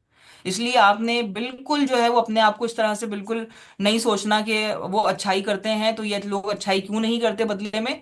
आपको पता होना चाहिए ये कल्चरल प्रॉब्लम है, और कल्चरल प्रॉब्लम कैसे रिमूव होगा, ये कोई सर्फ एक्सेल नहीं है कि हम उसको धोएंगे तो उससे रिमूव हो गया वो धब्बा, या कोई ऐसा हम झाड़ू फेरेंगे कि सारा कल्चर का इशू सब खत्म हो जाए। वन बाय वन, घर से घर से, यानी घर टू घर, हाउस टू हाउस, हम ये काम कर सकते हैं कि जैसे जैसे हम समझते जाएंगे, लोगों को समझाते जाएंगे, लोगों के घरों में तब्दीलियां आती जाएंगी, जो औरत खुद तकलीफ सह रही है उस औरत में ये मलका पैदा हो जाए, ये उसके अंदर सलाहियत पैदा हो जाए कि जब उसकी बहू आए वो तकलीफ ना दे। ये अगर आपने काम कर लिया बतौर टीचर, आप चैंपियन है, बहुत बड़ा काम कर लिया आप, हकीकतन आपने काम कर लिया, आपको सुरखुरू है इंशाल्लाह आप अपने रब के सामने। तो इंशाल्लाह मुझे उम्मीद है कि आपको आपके सवाल का जवाब मिल गया होगा, क्योंकि जो इंसान इस वक्त अपनी एहतिसाब के मूड में नहीं है ना, उसको समझाना भी आसान नहीं है। तो ऐसे कुछ जोहला हैं हमारे माशरे में जो हकीकतन अपने आप को मतलब इतनी ज्यादा नार्सिस्टिक टेंडेंसीज उनके अंदर पाई जाती हैं कि वो समझते हैं कि बस मतलब वो अबू जहल की सी कैफियत है उनके अंदर कि बस मैं ना मानूं, मैं तो मतलब मैं बिल्कुल ठीक हूँ, तुम्हारी तुम्हारी ही गलती है सारी, तुम गलत हो। तो अगर किसी का ऐसा ताल्लुक बन गया है, अल्लाह ना करे, तो वो मतलब उसके बहुत से तरीके हैं। फिर हम इंशाल्लाह जब हम अपने स्पाउसल रिलेशनशिप को डिस्कस करेंगे तो हम किसी दिन उस चीज़ को मजीद खोलेंगे, क्योंकि अगर मैंने इसको अभी छेड़ दिया तो ये मजीद 1 घंटा ले जाएगा, और ये मेरा काफ़ी पक्का टॉपिक है, तो मैं इस पर काफ़ी बोलना जानती हूँ अल्लाह की अता से। तो इसलिए ये मतलब मैं इसको नहीं छेड़ रही इतना ज़्यादा। तो कहने का मकसद ये है बस कि अभी के लिए आप इतना नोट कर लीजिए कि जो इस तरह के लोग आ रहे हैं, सबसे पहले तो उनको आपने उम्मीद देनी है, उनको राह से भटकाने वाला कोई जुमला नहीं बोलना है। नंबर 2 इज दैट कि उनको उनकी बार बार उनकी नियत पे चेक एंड बैलेंस, की अपनी नियत पे आप चेक कर लो, हकीकतन आप हकीकतन रब की रजा के लिए कर रही हो या बस just people pleasing. People pleasing के लिए कुछ नहीं करना है जनाब यानी, कुछ नहीं करना। लोग कभी खुश नहीं होते। अगर हम आज ये बात कर रहे थे ना कि लोगों का दिल जीता जाए, तो इसका हरगिज ये मतलब नहीं था कि हम लोगों के दिलों के अंदर जीत के और किंग किंग और क्वीन बन के बैठ जाएं और हमें जो है वो लोग हमारे मरने के बाद याद करें। सिर्फ इसका मकसद ये है कि बरोज़ महशर हम इखलाक वालों के साथ हों, हम अबू जहल वालों के साथ ना हों। अबू जहल की नाक बहुत बड़ी थी, उसको पता था कि रसूलुल्लाह सल्लल्लाहु अलैहि वसल्लम जो पैगाम लेकर आए हैं वो बिल्कुल सही है, बिल्कुल ठीक बात कर रहे हैं, लेकिन उसने अपनी अना में आपको तस्लीम नहीं किया। तो लोगों की अनाएं इतनी बड़ी बड़ी हो गई हैं। तो हम जितना काम तज़किए का और तरबियत मूवमेंट का कर सकते हैं हम करते रहेंगे इंशाअल्लाह ताला। जो ख़वातीन तकलीफ बर्दाश्त कर रही हैं उनको सबसे पहले अपनी नफसियाती सेहत पे काम करना चाहिए, ताकि वो कम से कम लोगों का प्रेशर ले सकें। और जब वो इस नहज पर आए कि वो जो है वो पावर में आए और वो जो है वो सास बने, तो फिर वो बताएं उन्हीं लोगों को कि देखो इस तरह रखा जाता है बहू को। दैट्स इट, खत्म। एक मसला आपने एक घर का रिजॉल्व कर दिया। तो इसी तरह हाउस टू हाउस ही मसला रिजॉल्व हो सकता है। कल्चरल देखें, ये पूरे 100 150 साल का कचरा है हमारे कल्चर के अंदर जो इस वक्त आया हुआ है ना, 100 150 साल का कचरा। इसको हम पल भर में नहीं सही कर सकते, हमें बहुत सब्र के साथ इस पे काम करना होगा। आई होप कि आपको जवाब मिल गया होगा। बहुत बहुत शुक्रिया। और सवालात तो ख़त्म नहीं होंगे, सवालात चलते रहेंगे। अगर मज़ीद आप लोगों में से किसी ने भी कोई सवाल करना है तो आपके मेरे नंबर आप सबके पास है, आप मुझे पर्सनल मैसेज कर सकते हैं, तो मैं फैज़ आलम बाजी को फॉरवर्ड कर दूंगी। और हम इंशाल्लाह ताला इनसे मज़ीद भी रहनुमाई लेते रहेंगे वक्तन फ़वक्तन। इंशाल्लाह। और अभी भी माशाल्लाह इन्होंने बहुत ज़्यादा मज़ीद भी टाइम दे दिए। तो मैं once again I am really thankful, और बहुत बहुत शुक्रिया कि आपने अपना बहुत कीमती वक्त और बहुत नायाब। एक बात मैं कहना जी चाहूंगी, जी जी। सॉरी मैं आपकी बात काट रही हूँ जी जी जी कम। प्लीज। सब बहनों को सब कह रही हैं कि आपने बड़ा अच्छी बात की है ऑल दैट। मैं एक बात कहूंगी कि हकीकतन आप सबके अंदर अच्छाई मौजूद है। बहुत बेहतरीन आपकी सोच है जो आपने आज टाइम दिया है, आपने आपने सेल्फ रिफ्लेक्शन की है, आपने उस अच्छाई को अपने अंदर आने दिया, तस्लीम करने दिया अपनी नफ्स को कि मान लो कि ये चीज सही बात कह रही है। तो मेरे इसमें कोई मतलब मेरी इसमें कोई वो नहीं है, I am nothing for you. बस वो बात जो आपने अपने अंदर ले ली है ना, वो बात सब कुछ है, नंबर 1। एंड नंबर 2 कि असल चेंज आपकी जात लेकर आएगी, मैं कुछ भी नहीं हूँ। That's the game. अल्लाह ताला ही हमें हिदायत देता है और अल्लाह ताला ही हमें सीखने की तौफीक भी देता है, और हम सबको ये दुआ करनी चाहिए कि जो कुछ हमने सीखा और जाना अल्लाह ताला हमें उस पर बेहतरीन अमल की भी तौफीक दे। आमीन आमीन। आमीन। और जज़ाकिल्लाह खैर कसीरा। इंशाल्लाह ताला आपके साथ एक और सीटिंग होगी, और बाकी भी प्रोग्राम फिर हम लोग देखेंगे कि हमने कैसे फाइनल करने हैं। तो स्टूडेंट्स आप लोग 30 मिनट्स की ब्रेक ले लीजिए, इसके बाद फिर आपके नेक्स्ट सेशन होगा। इस दौरान ज़रूर जिक्र अस्कार और नवाफिल जो है, ये भरपूर टाइम है, बहुत बेहतरीन टाइम है इस टाइम। तो उससे ज़रूर फ़ायदा उठाइए। इंशाल्लाह ताला 30 मिनट्स के बाद हम दोबारा अपना सेशन करेंगे। अस्सलाम वालेकुम वरहमतुल्लाहि वबरकातुहू।